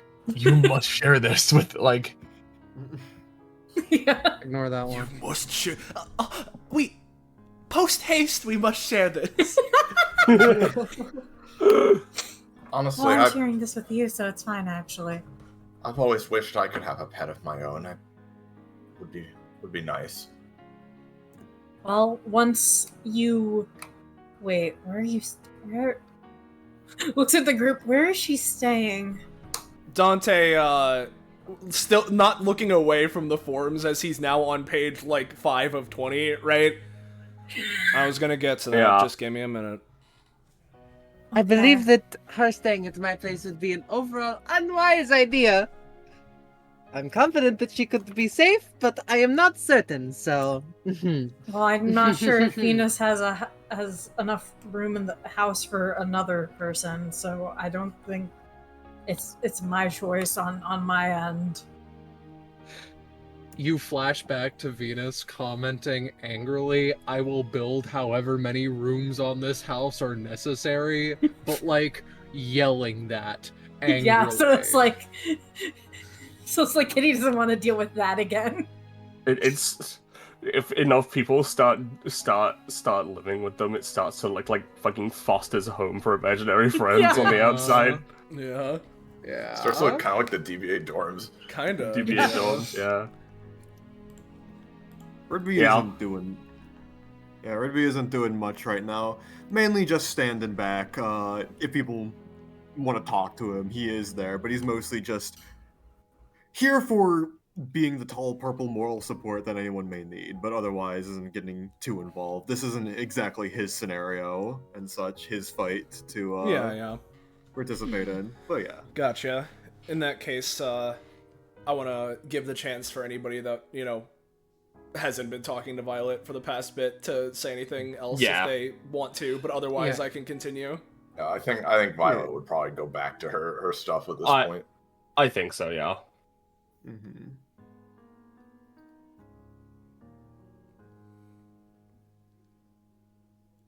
All right. In that case. No, you go. Yeah, all she was gonna say is like, well, I have been thinking about that, and part of me wishes that I could just venture out on my own and be all right, but if I'm being honest, that sounds really scary and bad, and I don't want to impose myself, but I do. Ma'am, you are 9 years old. Yeah, almost 10 now, but we should. Yes, we do need to figure something out. Unfortunately. All right. Everyone turns to Dante. Yeah. All right. I feel the eyes. Don't worry. I don't need to read the rest of this. I get it. It's just a bunch of medical words. He puts the clipboard down. So she told me that she did, but just to make sure, kid, she told you about your whole situation? Do you mean about my epithet? Your epithet, your physical therapy, Yeah. Well, yes. She. I confess that I'm not really sure I followed it all exactly, but I'm going to need to keep up my strength and recover as time goes on, and for my epithet, I certainly can't. I certainly feel something's different. I don't. It's odd. It's like it's almost this odd numb sensation. There's just nothing there where something once was, and yeah. She told me that, well, if she had left the epithet there, I might have waken up eventually, but it would have taken a lot longer, and, well, part of me feels a bit nervous and maybe a little sad, but at the same time, it's odd. I mostly just feel relieved. I honestly just I know that I'm not the same as her exactly, but I just don't really want to think about what my epithet can do right now and how I would even use it if I had it. So honestly, I can't say I miss it right now, at least. Yeah, kid, let me stop you there. If you don't want to be thinking about it anymore, let's not think about it, alright? We got bigger fish to fry. Alright. So, that's all squared away. But for now, yeah, you still got plenty of recovery to do. And he, sort of, scans around to Kitty and Rajavia as, they were looking at him before. It ain't right for a little kid like you to be stuck in the dorms without anybody. So,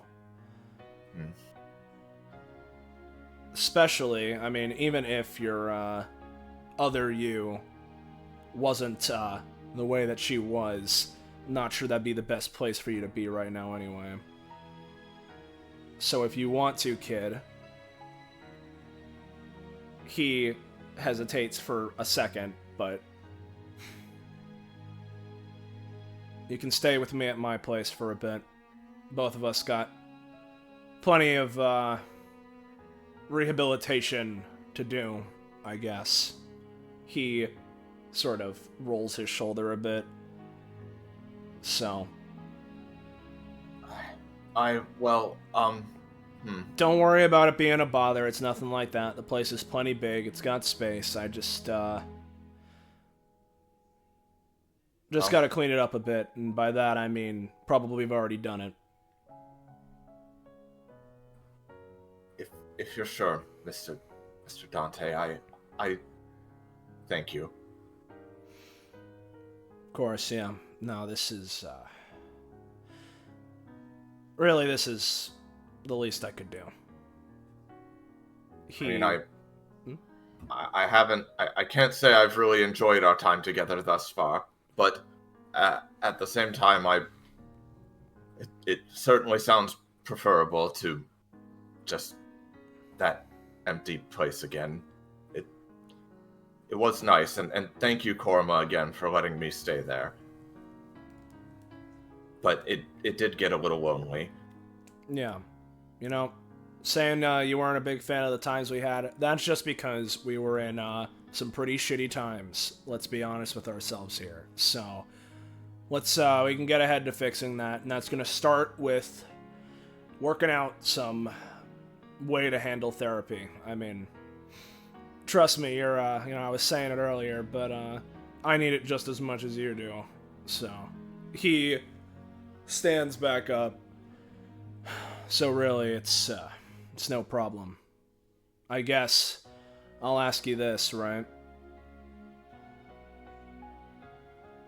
In terms of,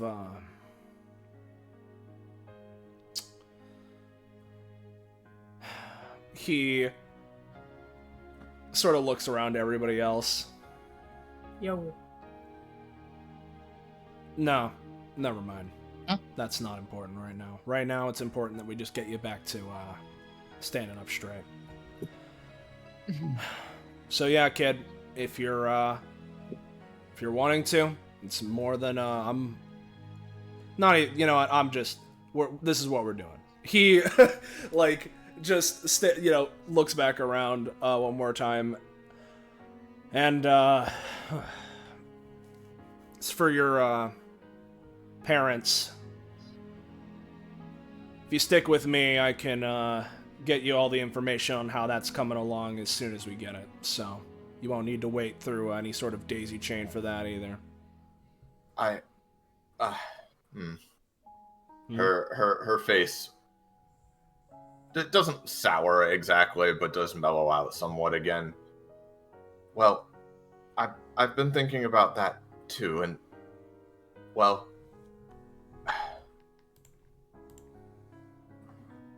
I'm not saying this just because I think it would bother you exactly, but feel free to take your time on that, I guess. I've sort of been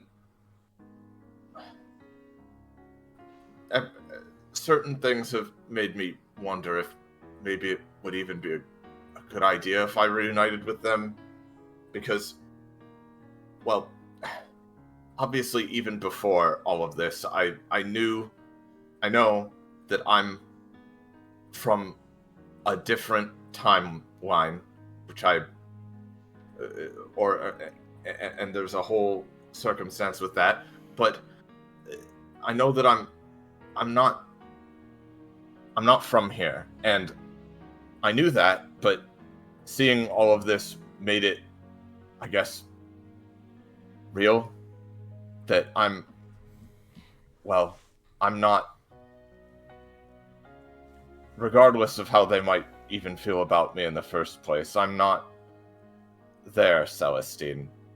So it would be strange, and, well, the point is, I'll need to think about it, I guess.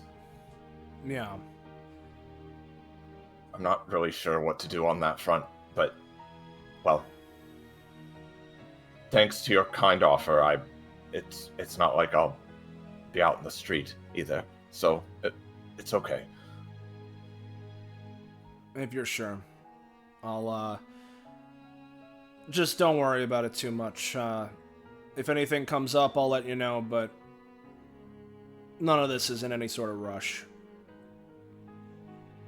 She she smiles again and she says, "Sorry, I just feel like doing this."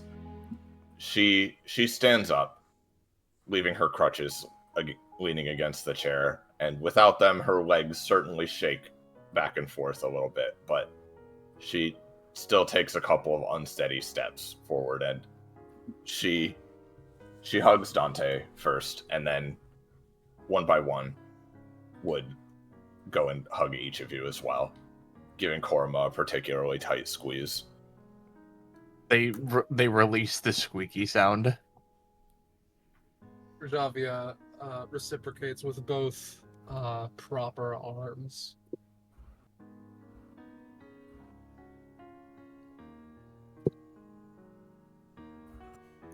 Thank you all. I know I keep saying it, but I'm happy to see you up and about. That is all the payment I require.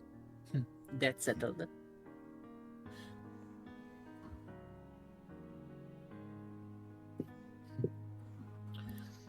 And if you're having any other things regarding feeling out of time, at least if that's ever causing any more worries, then I can tell you anything that you need to know about that kind of stuff. Sure, I'll think about it. Mm-hmm. It's a little bit complex, but I am curious. Yeah, I can't say I was the same situation as you, obviously, but it's a bit more similar than you might think. So,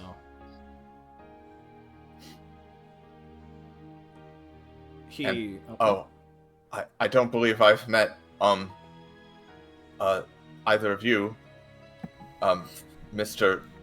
Tall Man or Mrs. Demon, she says hesitantly.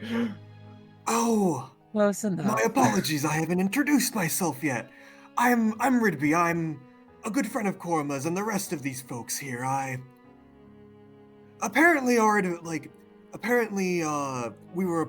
was with them initially, but as I went out, their adventure with you started, so we barely missed each other. I only heard of the aftermath afterwards, but I tried to help.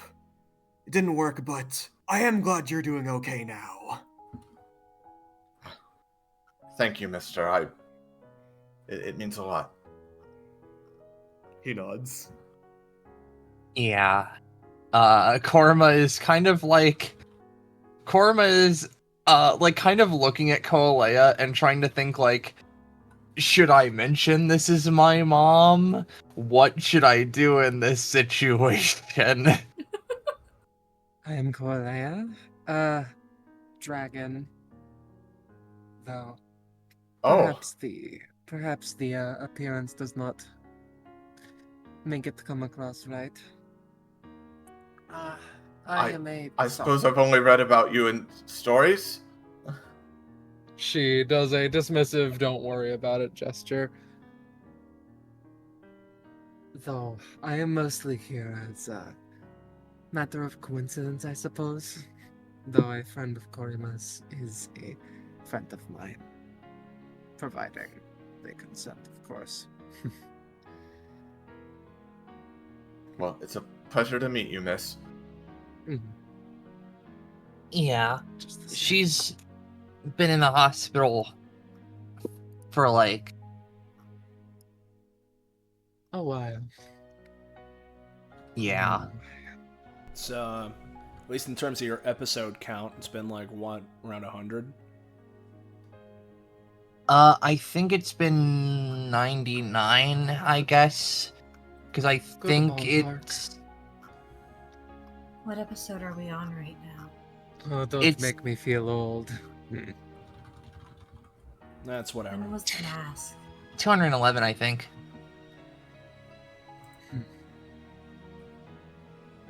Actually, wait a minute. I think it would actually be exactly 100. Dante sort of taps his nose. There's certainly a lot of this DBA thing. Yeah. You know what that means, though? Korma does a dumb little smile. Theoretically, if I get together with Mr. Spider, theoretically we could throw together a little something maybe. Like what?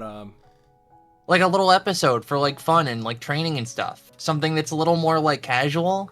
Because I mean, there are some people, you know, like looks at Cole and Celestine who need a little bit of like physical training types. Well, not training, but like, you know, therapy and like other stuff like that. And I don't think I feel comfortable wrangling Mr. Spider in on physical therapy sessions. Much appreciated, Cody.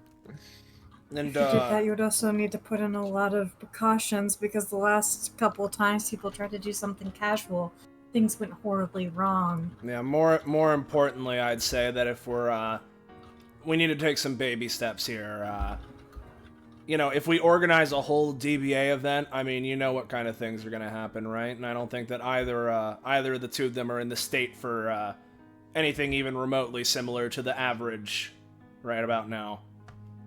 Korma like takes a few seconds because they're like, I imagine the second people cut them off, they remained locked into like a hands raised up, like excitedly planning type pose, and then like pause. Well, I don't know about that. I don't think anything has ever gone wrong during an episode I've been a part of before. But I mean, you know, like.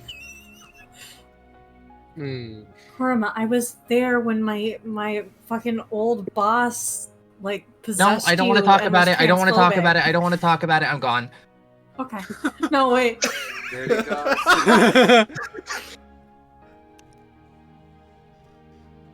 I don't think it's quite the same thing as you're talking about, but like when I was with Korma, there's just that weird guy.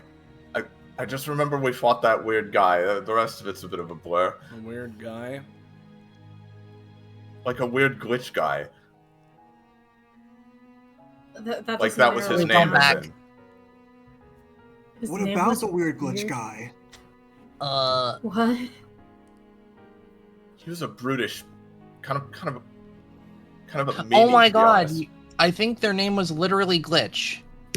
Yes, that's what I said. Yes. Yes. What I meant anyway. And there was someone else there too. I don't remember. Glitch, Digit, and one of the 3 Cerberus witches. I see. Well, that was weird. Yeah, that really did like happen. There were also a bunch of demons and.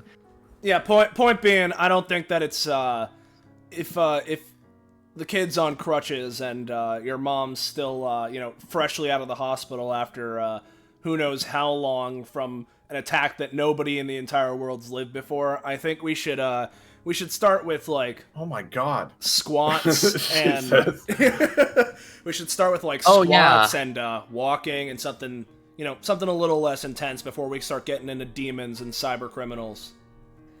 Yeah.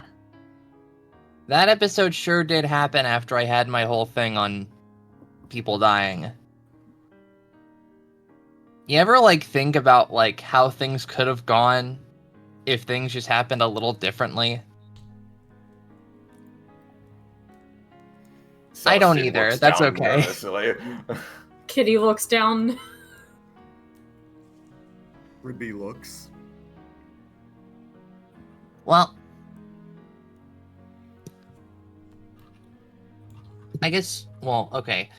This is more like, I'm like, one second, I need to actually formulate words.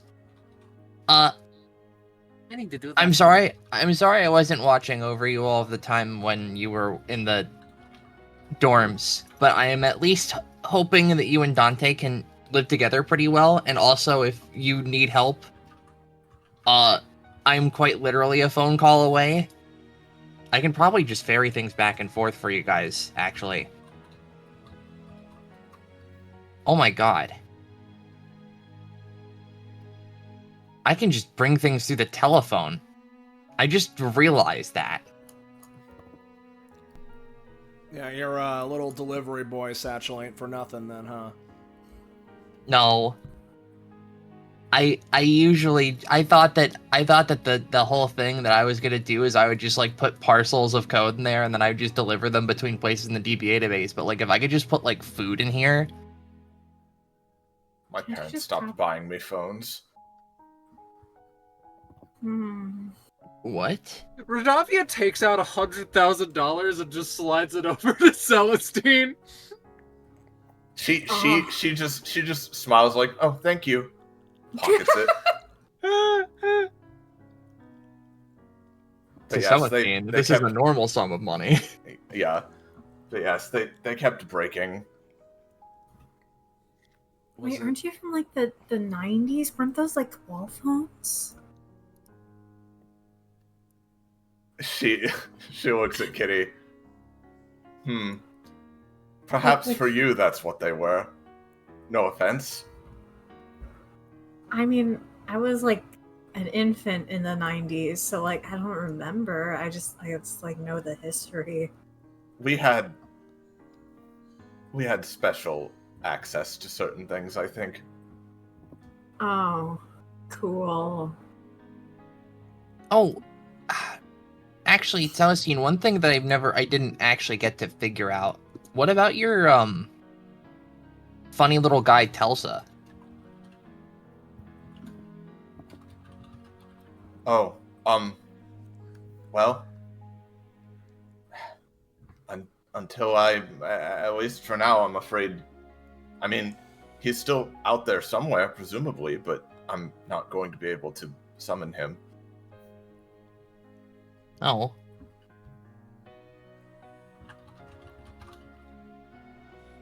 You want us to go find him, or what's the situation on that, kid? No, it's all right. We had a working relationship, I think, at least. I just remember he was like there guarding your ship like it was the most important thing to him in the world, and I was like, oh, those guys are best friends forever. I guess I'm at least glad that they didn't get caught up in the whole thing. I'll be honest, I mean, I do, he is a friend, I suppose, as in the way you would think of it, but, like, I said, like, one nice thing to him, and he said that he would, like, lay down his life to defend my honor, and I was like, okay, well, thanks. And that was most of what happened there. Nod. The minions seem like they don't have a whole lot going on. They don't.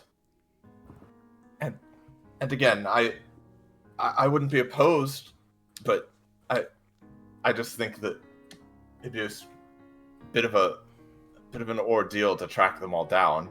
And I mean, again, I don't really want to like deal with all of that just now, at least. But yeah, and that makes sense. I think it will be good to have a break from this and to know what, well, being a normal person is like in more ways than one. Yeah. I'm honestly looking forward to it a little. Well, glad to hear it, kid. Well, I mean, I'll be honest, I'm not sure how much of a normal place my place is, but I mean, I guess it'll be a bit more normal than what we've been doing thus far, so.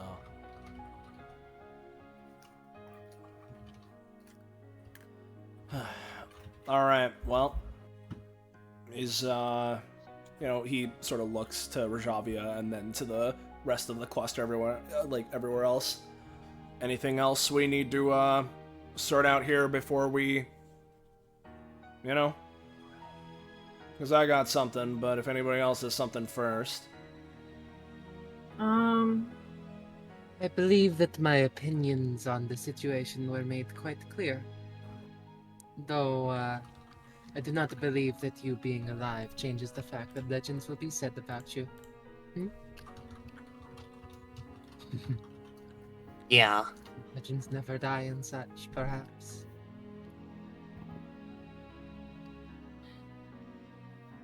Otherwise, though, Rajavia is quiet for one reason or another.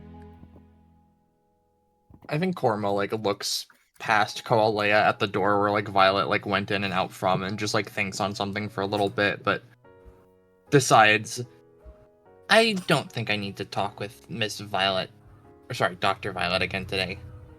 They've probably done their whole work. She did seem quite busy. Yeah, she's based on what she said, she's got a whole lot of worms to deal with. So Yeah.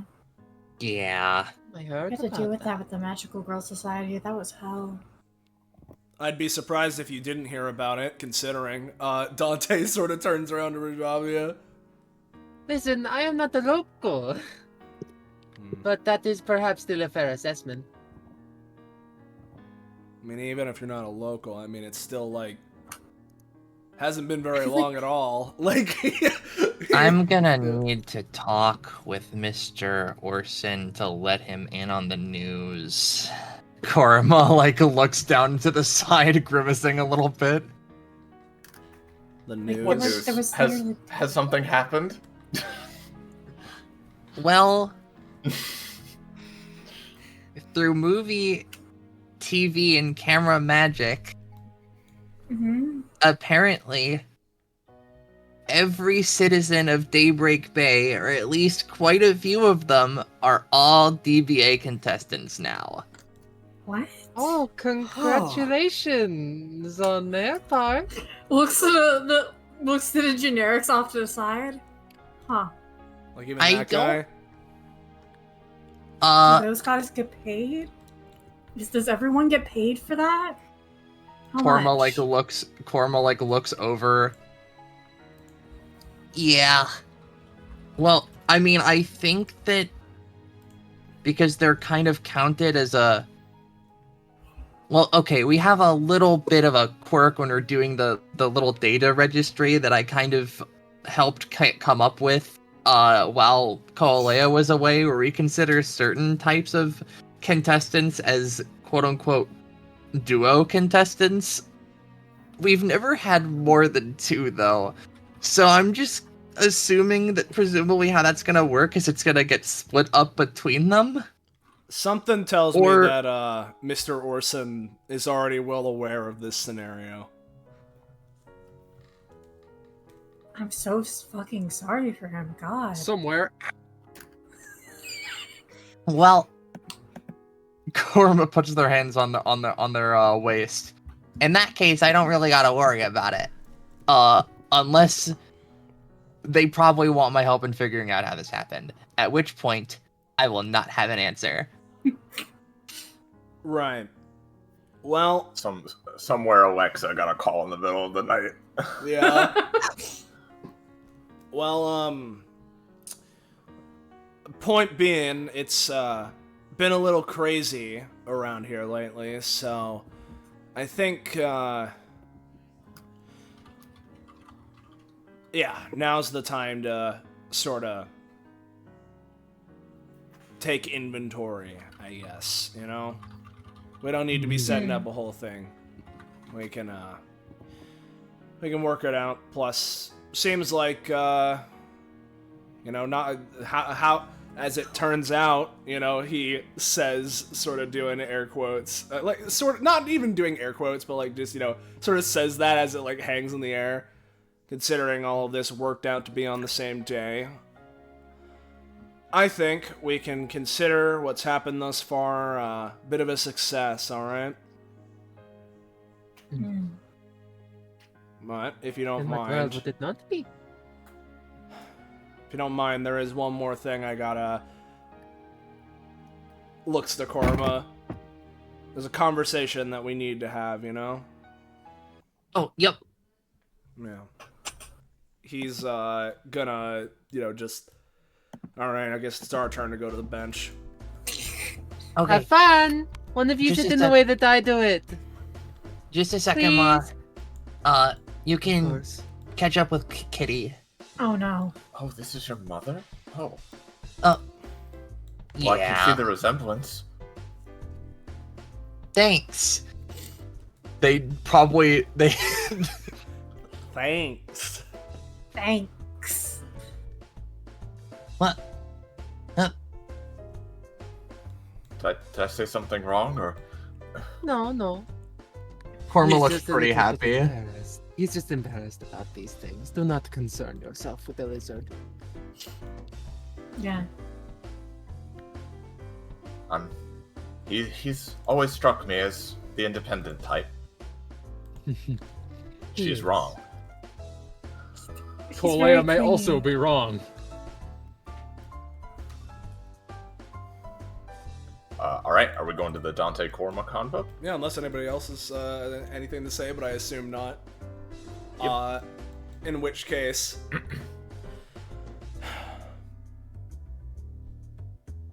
So, Korma. I want to make sure we're on the same page here, right?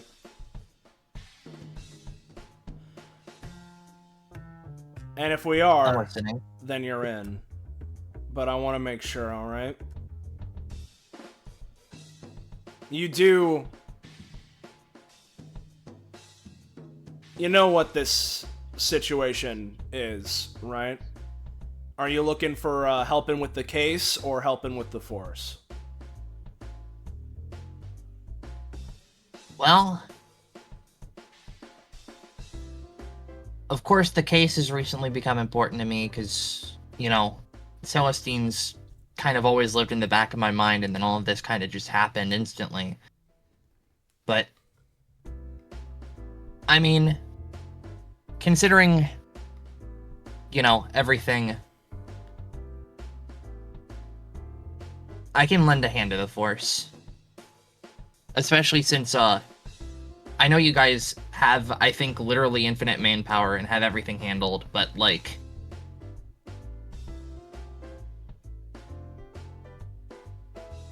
If I can lighten the load just a little bit...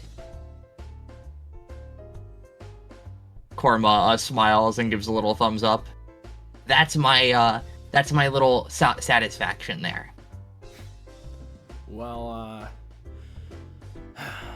your timeline ain't any sort of stranger to us at this point, nor any stranger to being brought into the fold, I guess. So I guess you and Officer Era can have something to bond over. As Dante puts his hands in his pockets. But if you want, and I mean want to, we can make it official. You're looking to be everywhere to help people whenever they need it. This will certainly help you out with that. There's a little bit more, like, when Dante says that, there's a little bit more of, like, a smile that creeps onto Korma's face a bit, and they just give a nod.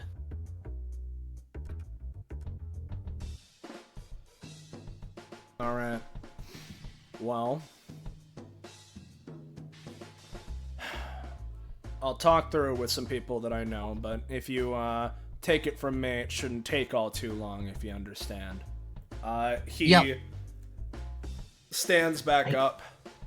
I also think it's probably, like, I'm not saying it's for the best, quote-unquote, but it's also, like, I don't imagine a lot. Like, I know that the time police thing is kind of like an open secret as a result of DBA, and I kind of, like, know everything that happens in the episodes, and it's kind of probably better to keep that more stuff on the inside of the time police rather than out / have it be just kind of a casual, friendly thing.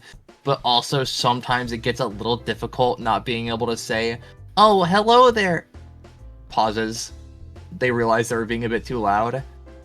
"Hello there, Meridian of the not time police, parentheses, absolutely, totally a real film director." See, this is why you're another good fit for the Force, eh? You can see right through her disguise. He fucking looks, just looks off to the side. But yeah, the cover's been blown here for a bit. let's just say. So, yeah, open secret. Best way of putting it. So,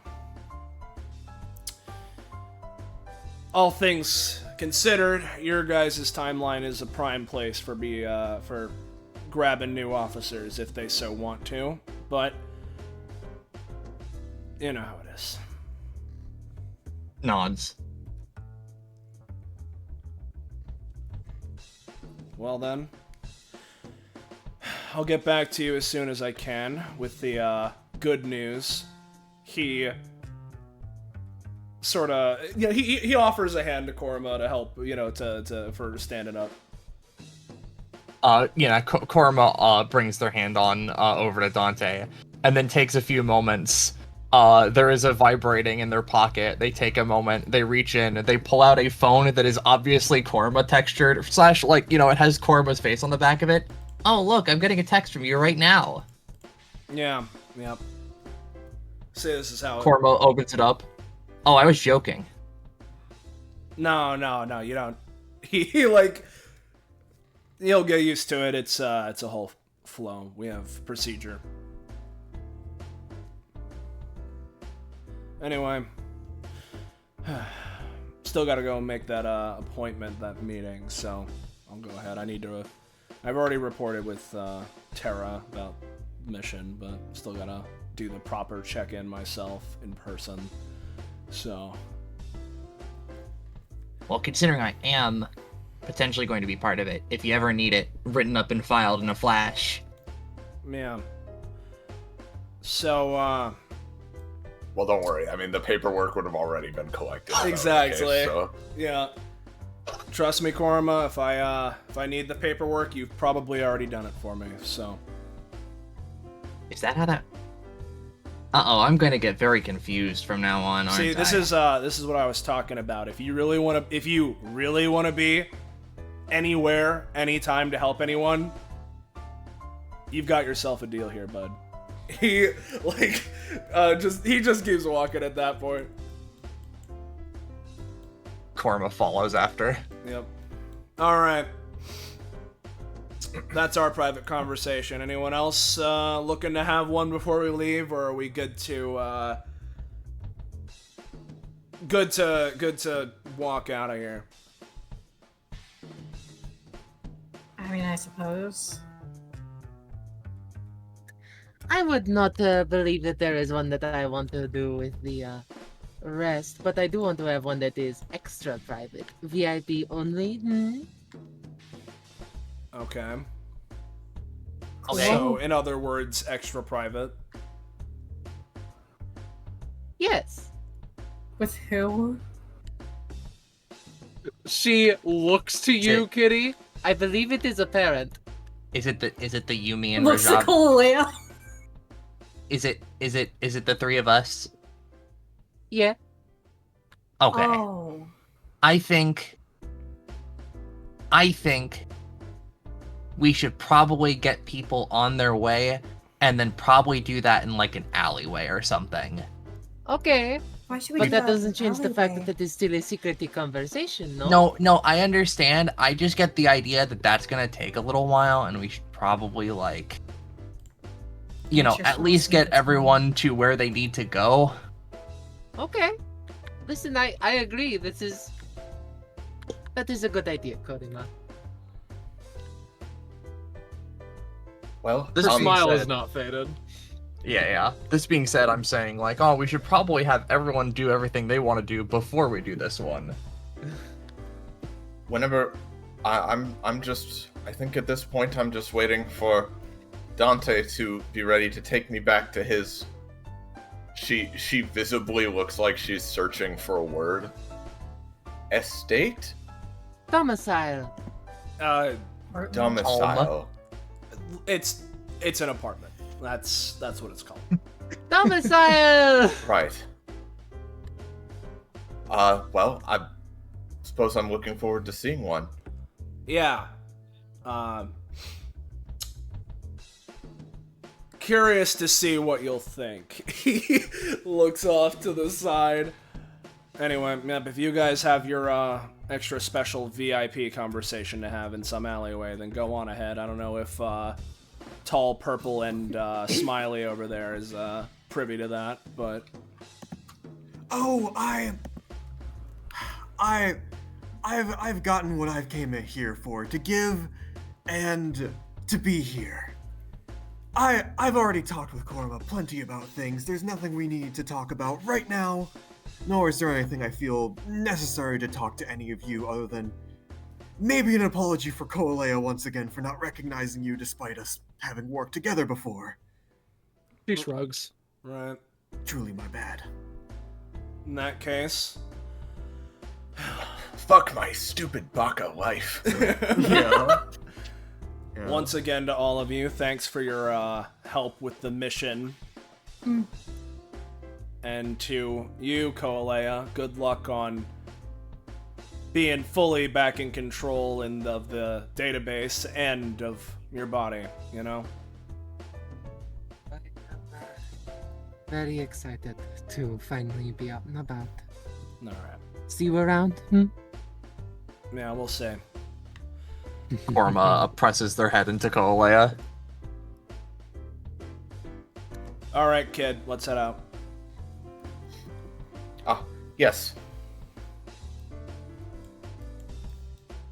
Dante will do sort of a, two-finger salute into a wave as he's just gonna head out with Celestine unless anybody else has something to say to him. Adios!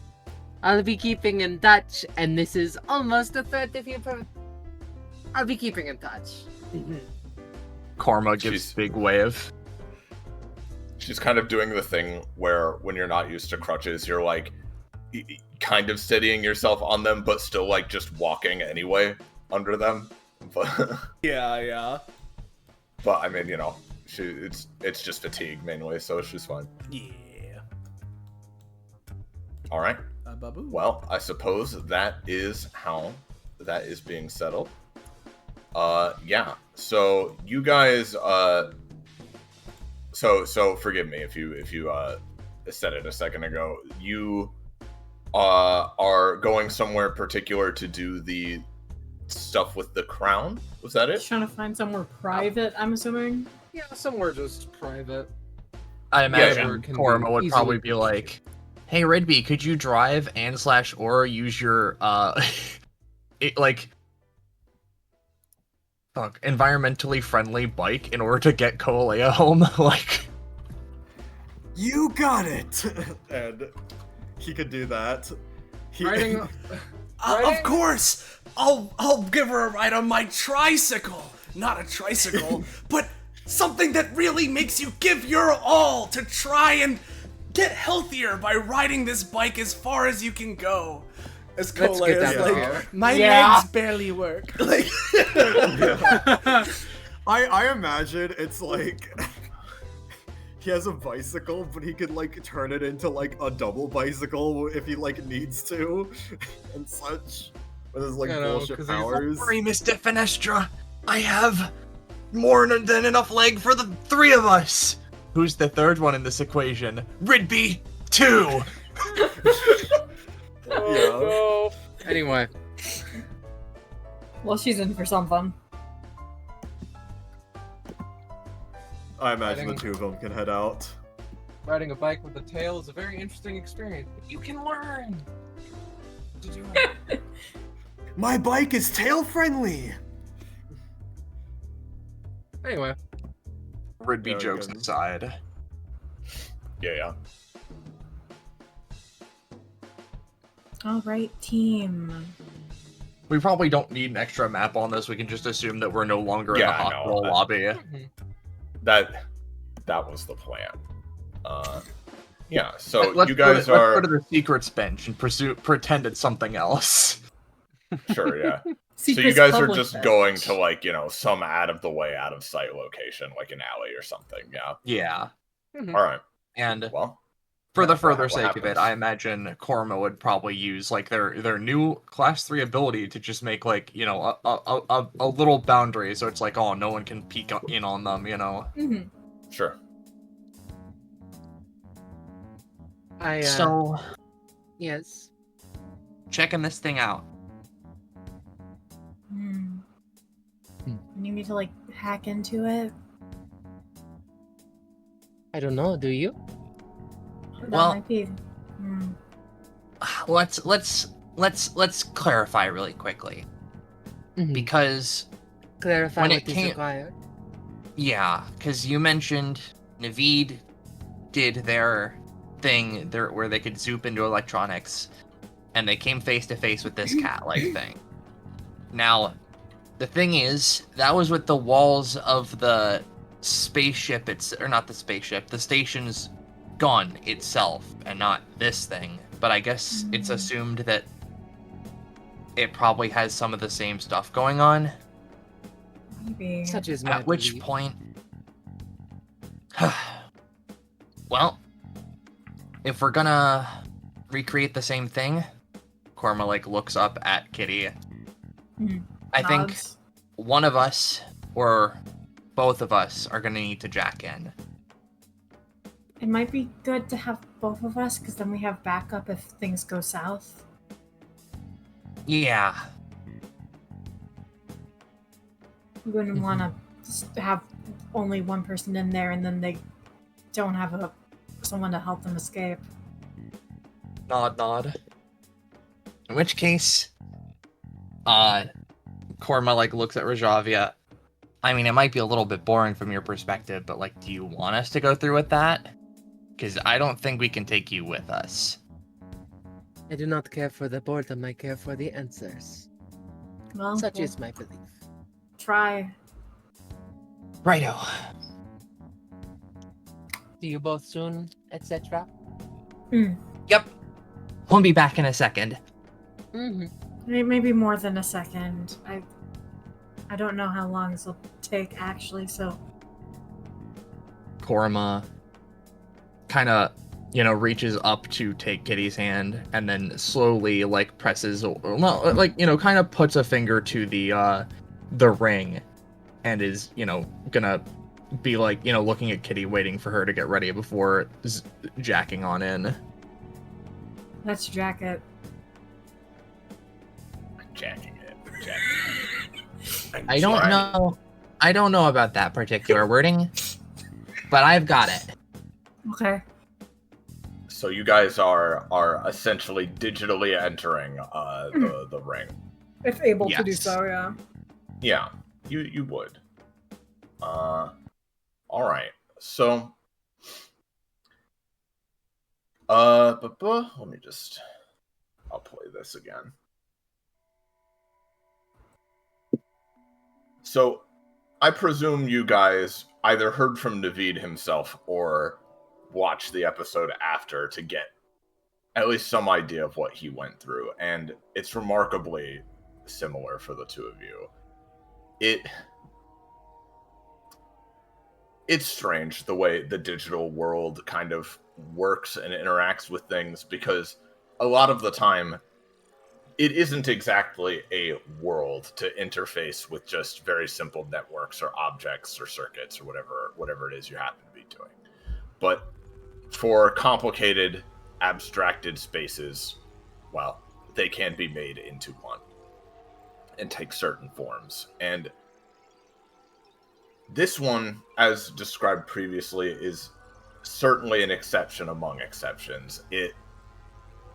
Rather than connecting instantly and finding yourself in any kind of space, it feels more like the world falls out from under you and that you're falling through a electric abyss, through darkness, and you see some of the same strange imagery of, it feels like you're going through an extremely large, just sort of monolithic space, but that you almost, by doing this, are taking a shortcut beyond some of it.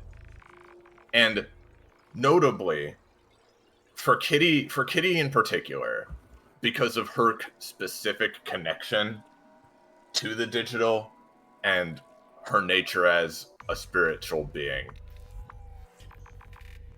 you can tell that as you're passing these abstract constructs of like mazes and labyrinths, you assume just these strange security systems or structures or something.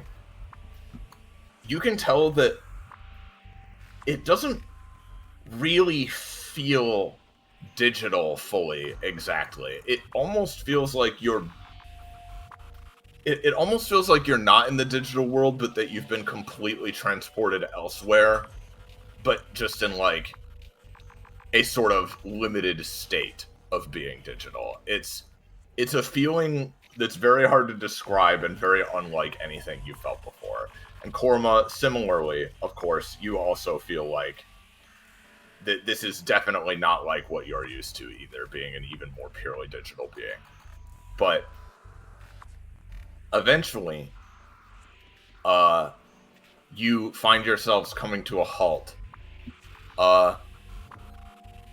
Well, it's seemingly it's a similar-ish area to the one Naveed entered, where a digital space and floor is around you, and in the distance you see that odd, ever-flowing, ever-changing cityscape / structure in the very far distance, towering above this place.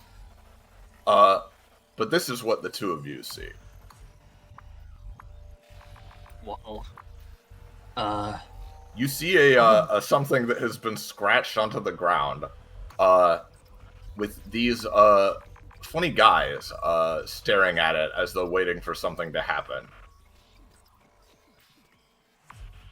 They have the pillows.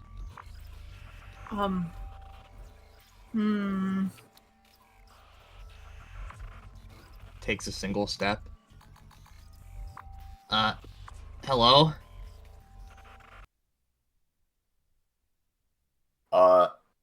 At this moment, the beings turn towards you, and you both immediately get the sense, probably more so than Naveed did, you immediately get the sense of these things are, despite their appearance, they are serious business. You have the idea that as far as antivirus goes, they are unlike anything either of you have ever seen. And in this case, while it's perhaps not exactly the line of work Kitty is used to, in this case, you would be the viruses, it seems. As they begin approaching, however, they stop. They begin circling around you before coming to a stop, not attacking immediately, at least. And then you feel you see a red current sizzling through the floor and walls around you. And you hear a loud, almost like shifting, like something is stirring, almost. And after a moment, let me get this one moves over here. Let me get you out of the way. As me get this.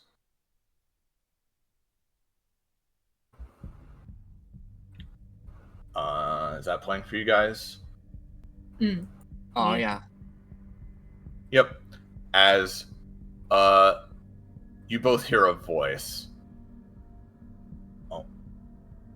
It's a little loud. Or a little quiet rather. Hold on. There, let me turn it up a little. Is that better? Yeah. You both hear a voice as in a hard to describe sense, you feel something has its eyes on you. As you both hear, I thought I felt someone's paws stepping on my circuits. And then above you, in a flash of red electricity. Oh, wow. Oh. Hello. Yeah, well. Hi. And just what brings the two of you here? Korma, like, looks at Kitty. Curious cats poking where they shouldn't be. Well,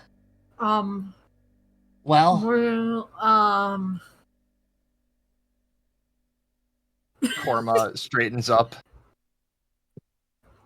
I guess... No need to be so afraid. I can't do anything permanent to you in this state anyway. Even if I wanted to, which we'll see.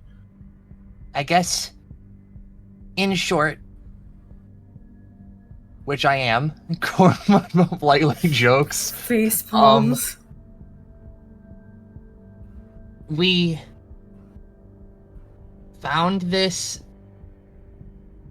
in an alternate timeline, and it was related to something that was going on, and I guess, yeah, we were checking this out. Determining alternate timeline. Interesting. And yet here you both are nonetheless. How curious. Guess it's been brought over just fine. I don't know if that means if this is the only one of you there is, or if there is another one here, but we're currently interacting with you. What's your name? No, my name. Why presume I have one? Couldn't I just be some abstracted entity designated to guard this place for all eternity? Why would such a creature not need a name? Why would such a creature need anything other than the will, the set of parameters to carry out its function? Because... Oh, you go, Kitty. There still needs to be something to address you in the code. If nothing else, and you have a personality. That's true. That's very true. Well, I'll start off by introducing myself first, because I was also created to just fulfill a function with code. Korma like kind of walks forward and raises up a hand as though in a handshake and says, "I'm Korma." Korma. Their version registry would like appear in the halo for a little bit. Okay, Korma. Looks at the cats around, takes in the cat personality, sighs a little bit, and I'm Kitty Robinson. That's funny. I know. Another pink-coated cat who can enter a digital world. Well. Are there more than one? Korma looks between Kitty and the eyes. Well, just because they're in a digital world doesn't mean they can enter a digital world. There's a difference. That's right. Or exit, notably. Must be nice to actually be able to feel your own body, your own physique, your own cat-like nature and mannerisms, knowing, or not knowing rather, where exactly they originate from. Regardless, it's nice to meet the two of you. I've always wanted to try saying that.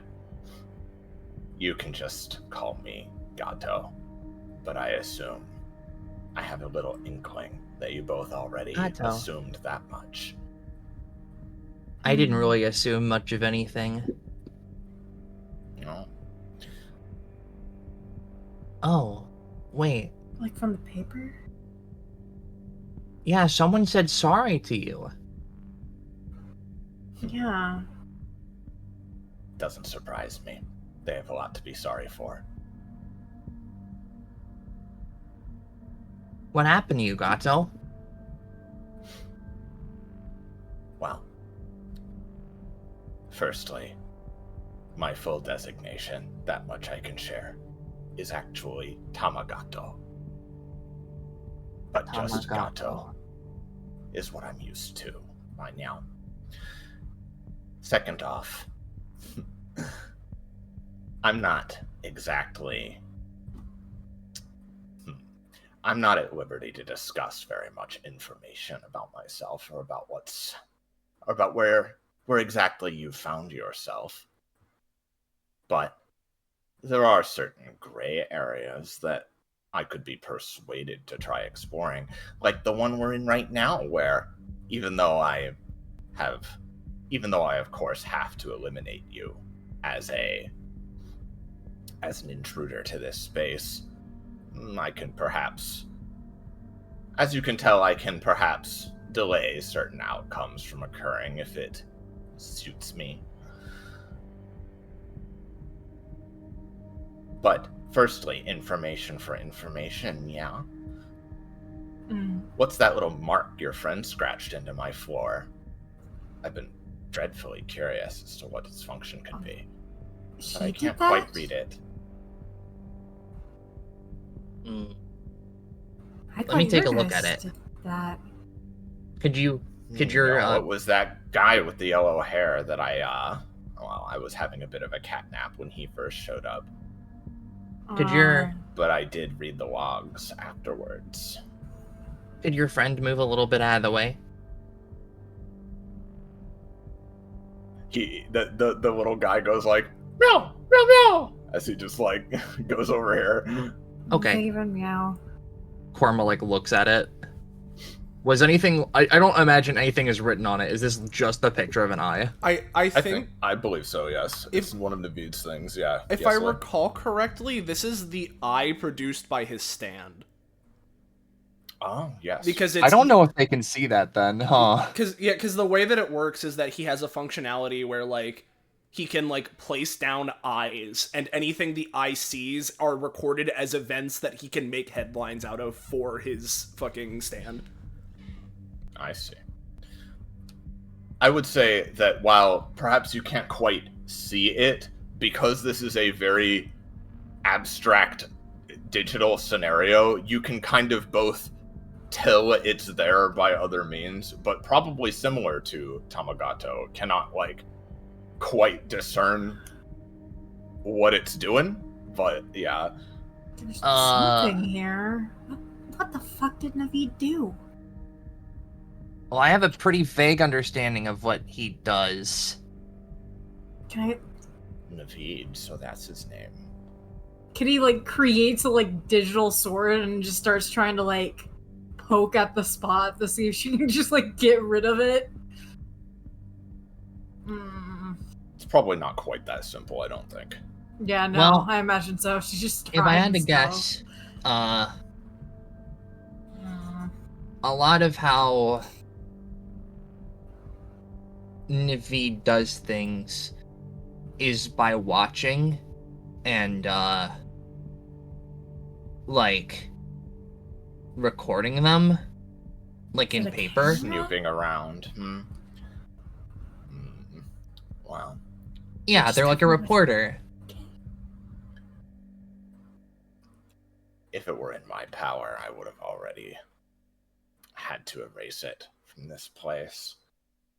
I don't have any particular quarrel, mind you. But my programming says otherwise.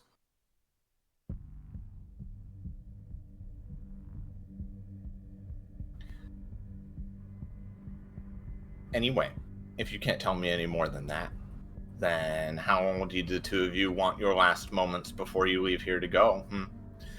I don't mind the company for a bit, as I said, but I'm not sure I'm going to be able to detail too much of what you might want out of me.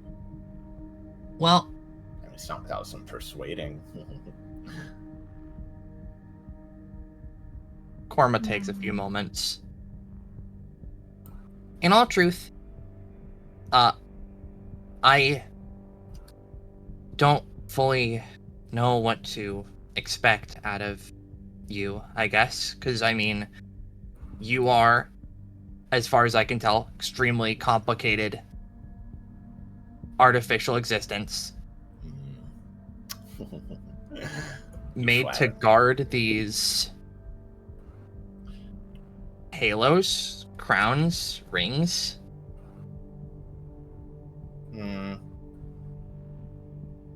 All of the above. Her pupils sort of flick back and forth in the kind of like, kinda. Do you want to be here?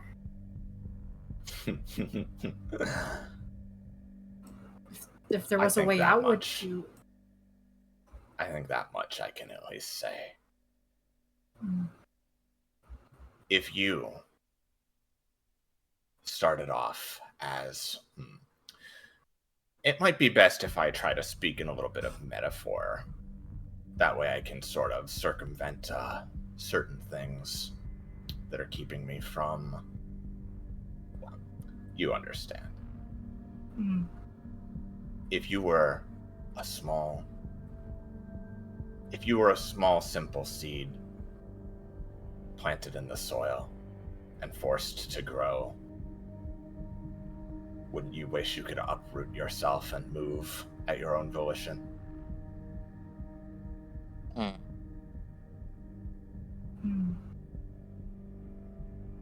I don't particularly enjoy being so rooted to the spot. Being the overseer of a world that I can't really control myself. I can only watch, guard like a dog,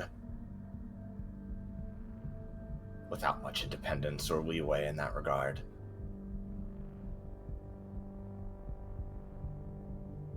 I get it. I suppose, as a follow-up question, if there was a way to uproot the plant, what would happen to the soil it was holding together? No, I think this place could get on just fine without me. But in order to prevent certain avenues of approach to the grand city that no one must enter, I've been placed here to serve multiple purposes at once. I am at once a guardian, a hostage, a crypt keeper, an overseer. I watch and wait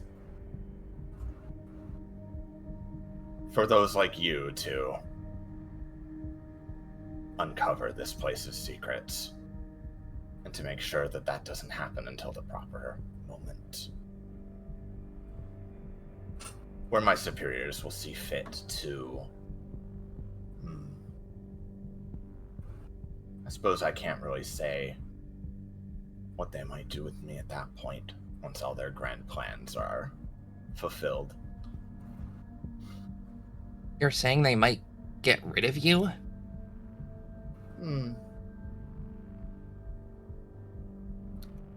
I don't think they'll find it so easy to do something like that, but the one who put me here, she very badly wants to get me back, but she put me here in the first place, of her own volition.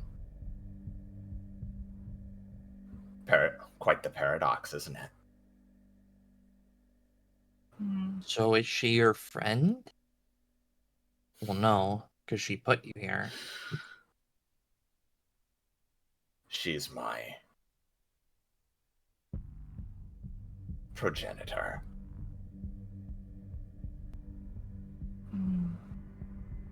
Korma takes a few moments.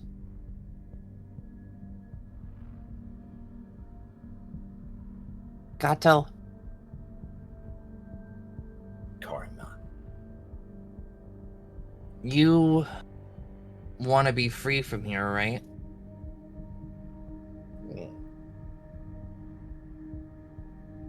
I guess that's an assumption and not something you said. The things that I want require freedom in a sort of ontological sense. One can't come before the other, or without the other, you understand?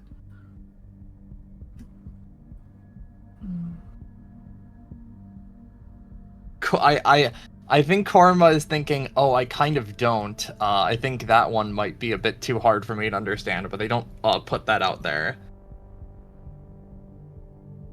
Well, I know what it's like to be digital and stuck to a space and to just think about your code base and what you're supposed to do. They take a few moments. Yet you came here of your own will, your own volition, yes? You made the choice for yourself. I did. I figured out how to make the choice. Though, I guess it was because I was asked to. Ah. Choice a I la guess coercion. all I want to say is, if you were to make the choice right now, Korma looks up at Gato's eyes and hesitantly raises up a hand. Would you be my friend? Your friend? Oh. Yeah. That's certainly something I've never thought I'd be asked before. I suppose I've had friends once or twice, but to be offered such in a place like this, it's curious. I try to go out of my way and do a lot for my friends. And I'm not saying you have to be my friend, but I figure offering a simple choice that might not have any meaning in the future might be an easy first step. Oh, so very kind, so very kind. I don't see why not. I don't know how to shake your hand in its space, but I don't really require that. It's not something I'm exactly capable of. But the sentiment, I assure you, is very present between us.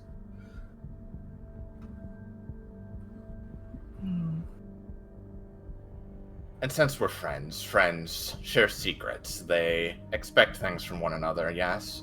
Not in a coercive way, but in a tit-for-tat kind of way, yes? So, here's what I'll offer you for your friendship in exchange. I don't need anything in exchange for our friendship. It's I know, not but an I exchange. want to give you something. Okay. It's a friendly gesture. Okay. I'll tell you this about my creator. I can't say much, of course. She is renowned the world over for her genius capabilities in engineering, the mechanical, the all things physical, hardware, how things fit together. And yet, some of her greatest genius lies within a different field. Programming, software, intelligence, the abstraction of the digital.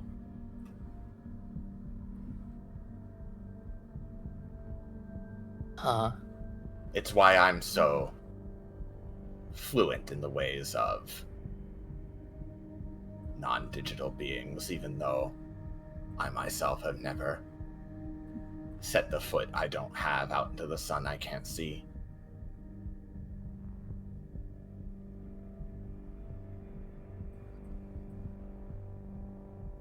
That's a lot like me, to a very scary extent, Gato.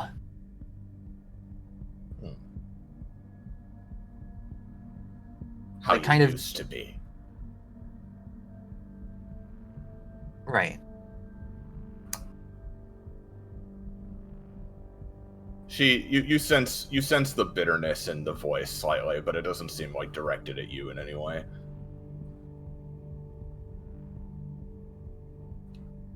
And how about you, kitty cat? Me? Do you have anything to offer me to exchange, or anything you wish to say before our time here is cut short? I guess if I have anything to say, I just hope that if we can meet again, I can help you in some way to reach your goal of... I don't know, I don't like seeing people trapped like this.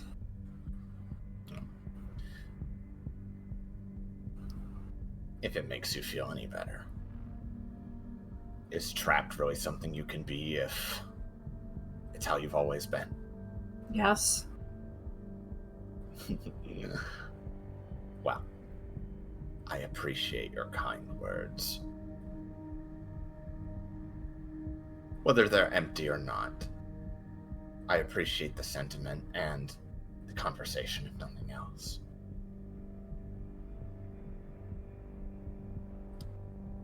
Could I? Okay. This is gonna be a little bit weird. Korma, like, kind of taps their fingers together. Would you... Tamagato's rather strange herself. Korma's like, oh, I used to do that, thinks that. Then sort of, well, I don't really know how this space fully works, but assuming that this is kind of digital, I could maybe, if you let me, attempt a little something that would make it easier to loosen up some of your restrictions. Not for any of the things that, you know, I'm not trying to get information out of you, but I mean, like, trying to specifically, like, help you get into a different, more, a little less restricted host or something. I don't know if that's possible, considering you're kind of heavy duty, but... Your code's complex as hell. Another metaphor for you. The place you found yourself is locked inside of an enormous tower. One that across manifold centuries and millennia, none have ever been able to discover due to the ever-changing rooms and hallways and unknowability of its location in the first place. What you seek to do, however small, however small it might be from your perspective, you still can't do it while you're locked inside the tower. Not until you find a way all the way to the top. Oh. And now, to be clear, not that this place is literally a tower, right? But Kitty mentally crosses off Monarchy Tower for the source of this. There are levels. Maybe I get that kind of metaphor from her. Yeah, also, I'm sorry, I need to Bip for a second if you can take over conversation, James. Hmm. Well, I guess it's more complicated than just giving you a little extra freedom in that case. Do you... Seems so. I wouldn't worry yourself too much. The way things are going, well, we're all just passengers on the big ferry leading towards its destination down the river. So if it's meant to be, it's meant to be.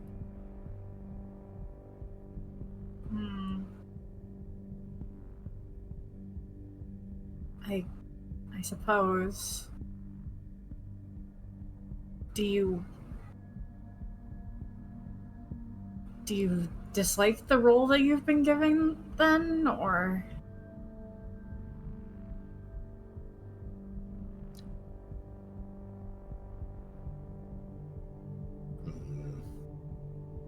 Return. Welcome back. She thinks for a moment. Yeah. How to put it?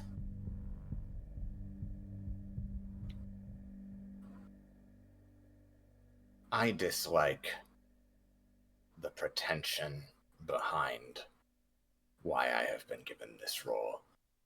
I dislike the reasoning, not the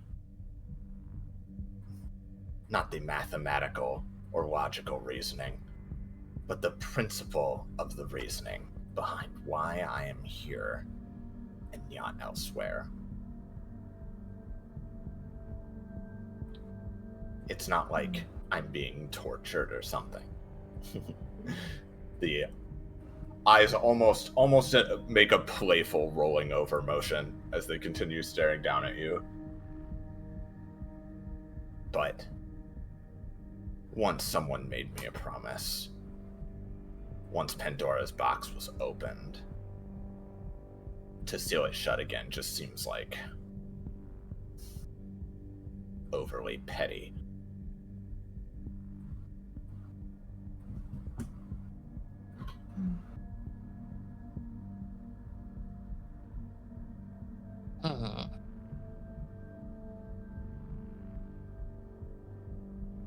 Well, Is the oh, sorry, you go, Kitty. No, you go.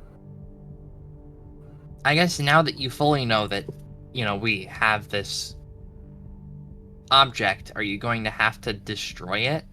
Or is the object isn't you, it's just one of the things you monitor? It's a gateway to here, isn't it? In the way you have used it, I suppose so.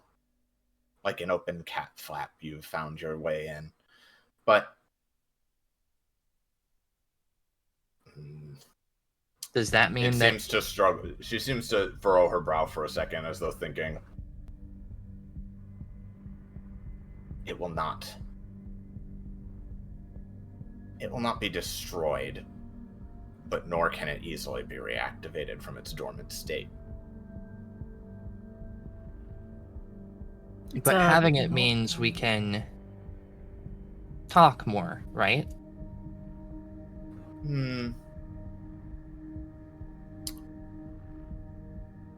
If I were you, I wouldn't make it a habit. Nods. The more ripples you make within this place, the less I'm going to be able to indulge in these little frivolities. I was just asking. Our time here already grows rather short.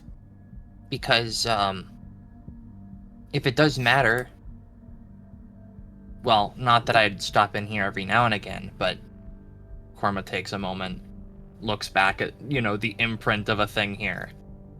I could theoretically leave a way for you to view, like, what I'm doing. Theoretically, I could just share with you little things, and then I could eventually work up to figuring out how all of this stuff works. Hmm. The eyes widen thoughtfully. I don't see why that wouldn't be allowed. And if anything else, it would probably be I need to destroy this, but not immediately, right? They give a little, like, wink.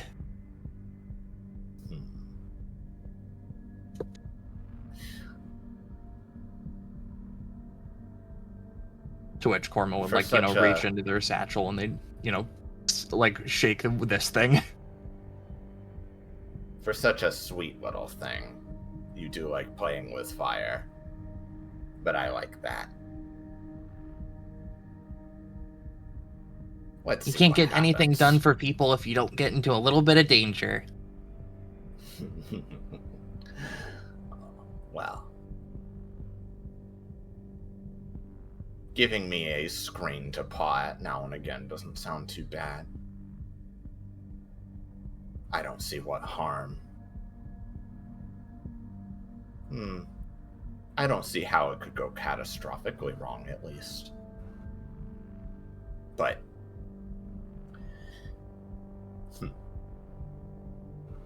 do you think you're willing to trust me with such a thing? We've only just become friends. Well, Korma looks up at Gato. When it comes down to it, I have made friends with quite a lot of people, some of which I don't necessarily find, or some of which I agree with on a moral and complete level, some of which I find a little bit more morally dubious, and others of which I can't necessarily comment on one way or the other. My importance is that I think everything needs someone that's looking out for them. And from my perspective, the only one you have currently is you. And loneliness kills.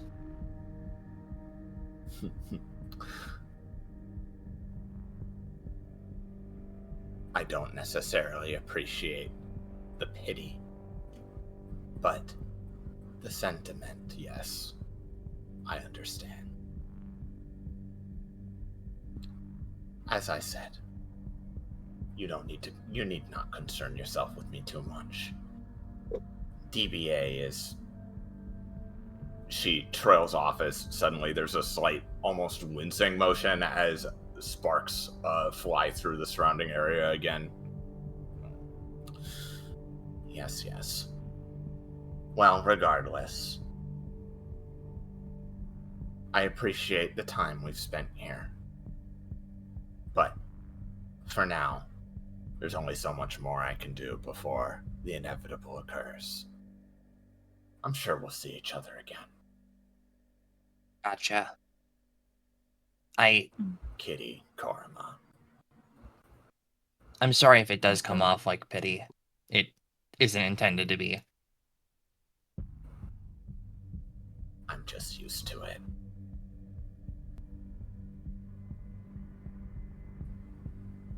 Well, ta-ta for now. Signing off. Later. Indeed so. The cats behind you vaporize you instantaneously. But you, of course, are ejected. While you are ejected rather forcefully from the crown, it does not do any kind of permanent harm to either of you. Just some, for digital beings, damage is kind of even more abstract than usual anyway. But while winded, you both are ejected safely enough, and I will move you guys back over here. From Rosavio's perspective, that did not take nearly so long. Probably more along the lines of 5 minutes or so. Ugh. Korma lets out, Korma is cartoonishly charred and lets out like a small sooty cough. Yeah. He's in the face down Rouse pose. Yeah. I presume it wasn't very good, very Well, there was pink cat thing. It has many little pink cat things. Right. And it doesn't necessarily want to be trapped in there, but it is trapped in there. And also there's the person who made this is like some like we don't know exactly who, but apparently they're really well known for like making things and building things, and Kitty just starts rambling off the information in that manner. Rosavia has to give her the pat on the back to keep her going. Yeah. Yeah, I'll let Rosavia respond to this, but then we're gonna wrap up.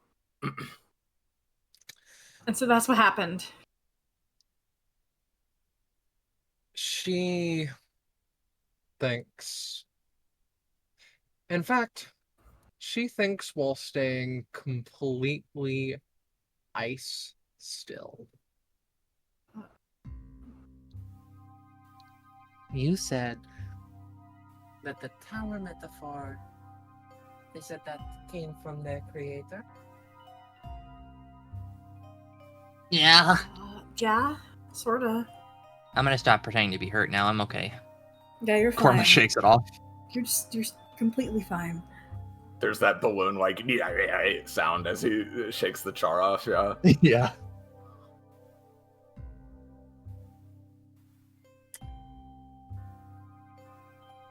I have been trying to inundate myself with destruction bench agreement. What are the chances that the person who made this lies somewhere within the tower?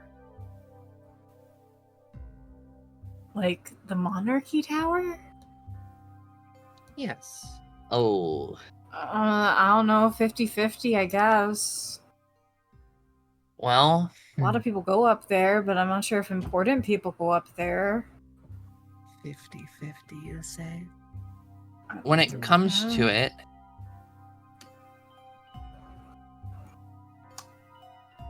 Korma taps their fingers together. There are a lot of towers that have, came through DBA and a lot, and I know that like Monarchy Tower is currently the most relevant, and I thought the tower thing was a metaphor. yeah, they said it was a metaphor, but also as Rajavia pointed out, it came from their creator, so assuming that their creator has something to do with towers, and assuming that it is a tower that is like, relevant. I mean, okay. So I think we're focusing on the less grounded things. Yeah, my problem is, even though Korma knows a lot about DBA, I don't necessarily want to metagame, or make it feel like I am, because I don't feel like that makes sense, TM.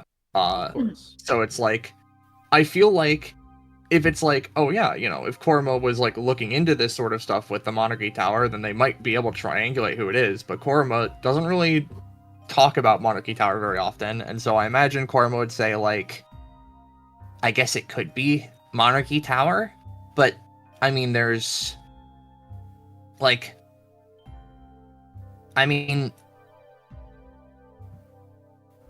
let's not discount anything, because I can imagine if it's relevant recently, it could be a thing. But there's also, the first time it showed up was a space thing, and, the more space-themed stuff that happens in DBA is usually regulated to different people. Yeah, like, there's a lot of people involved with a lot of things, like the Veins were involved with the submarine thing, and the people who were studying Hope in the space station. If you want me to look into Monarchy Tower, though, and try and figure out anything, I can do that, because all of that stuff is very public information. I So- would like that. However,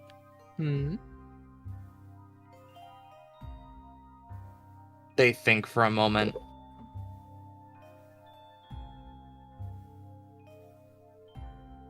No, I was gonna try and be like, oh, maybe I could hold onto the ring because I want to be friends with She the AI, but noticeably I don't. clutches the ring. I as won't you take say it from that. you. Konima, It was yours. The can't carry accent it for still you, managed to bleed But I over. can't carry you. Sorry. It's fine. Korima, this is my burden to figure out. Such shall it be, such as I desire. I can make occasional attempts to hack into it, and you can be around in the meanwhile. They wink one of the more predominant of their eyes, but continue. I believe that it would be wise for me to start.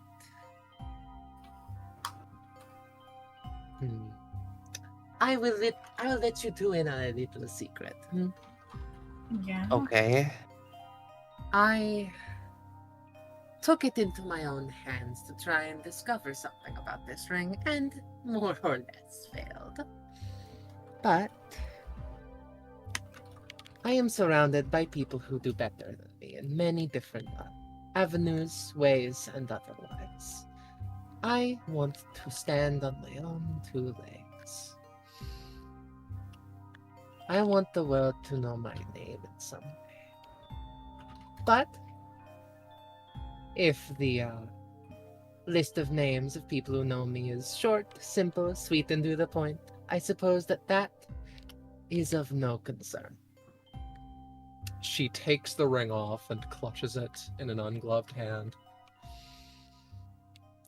So, I think that showing a desire to get to the bottom of this will potentially show that short list of names that I'm serious. Right. So, Rajavia, Yes. you say your burden and stuff like that, and No, my no, no. concern is I am just not What? as good as other people. I don't believe that, but As you my flatter me. my one worry is well, if you're taking back burden, that worries me a little bit less. I just was afraid that you got into something really, really, really weird and crazy over the 2 days that this took. You haven't gotten involved in anything like bad, right? No, not at all. Well, Though, alright. I think that if anything, we can start something new, something interesting. She stands up properly. I congratulate the two of you on being around for the creation of, or at least the heading of the team that shall dismantle Monarchy Tower floor by floor. The pile Oh walker. boy. I will do it with other Destruction Bench Agreement members. They can be enlisted and assist as desired, potentially to engage in. You seem cautious. Is there something wrong? I didn't think that it was going this direction. What other direction can it go, Kitty? I don't know. I just didn't assume that.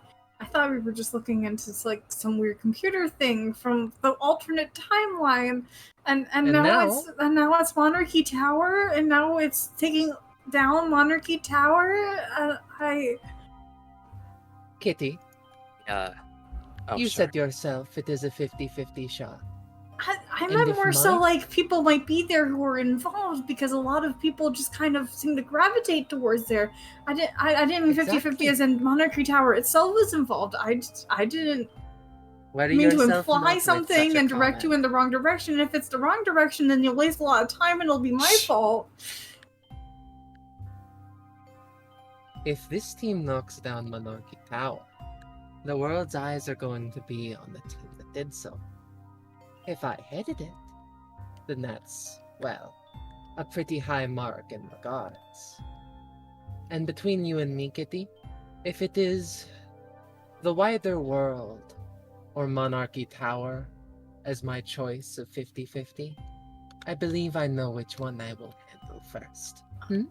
Oh, okay. I suppose. Well, You two look. have been nothing but a fantastic help. Yes. If this is the route you're going, don't go to Monarchy Tower alone.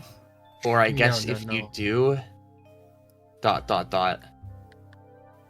I'll get you something, so theoretically we could hopefully just get you out, or I'll get you? I'll get you. I could Get you? leave you with something that could either record what's happening or get you out as soon as possible. This is not a solo endeavor. This is a group project. I can just head it. Okay. I am not someone who is, shall we say, stupid enough to wander into enemy territory by my lonesome. Yeah.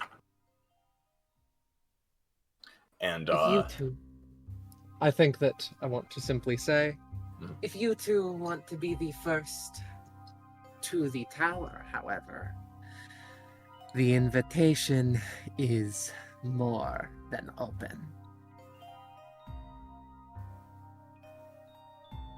That's all for I me. think ending narration might just be Korma and Kitty like look at each other or like share a look. Yeah, nervous look. And I think with that, we end this off with these three discussing what they're discussing, and discussing possibilities and potential avenues. And as they're discussing this topic in particular, the camera metaphorical zooms in a bit closer onto the crown Rosavia holds, and we just see a small little cat mouth form, followed by a low chuckle. And that's where we'll end this downtime, friends. Thank you all so much for participating. Went a little longer than I wanted it to, but that's totally fine. Hope it was a good time. Rojavia is safe. Hey, Rosavia, why are you normal? Like, Be normal! Be fucking normal!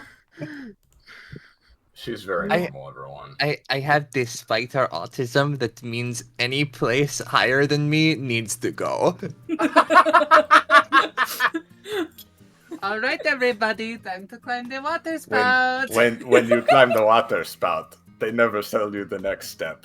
Destroy the bourgeoisie. They never say this. They never say the next part. But all spiders, we know. Korma after this situation, after talking to their the third person with parentheses godlike aspirations.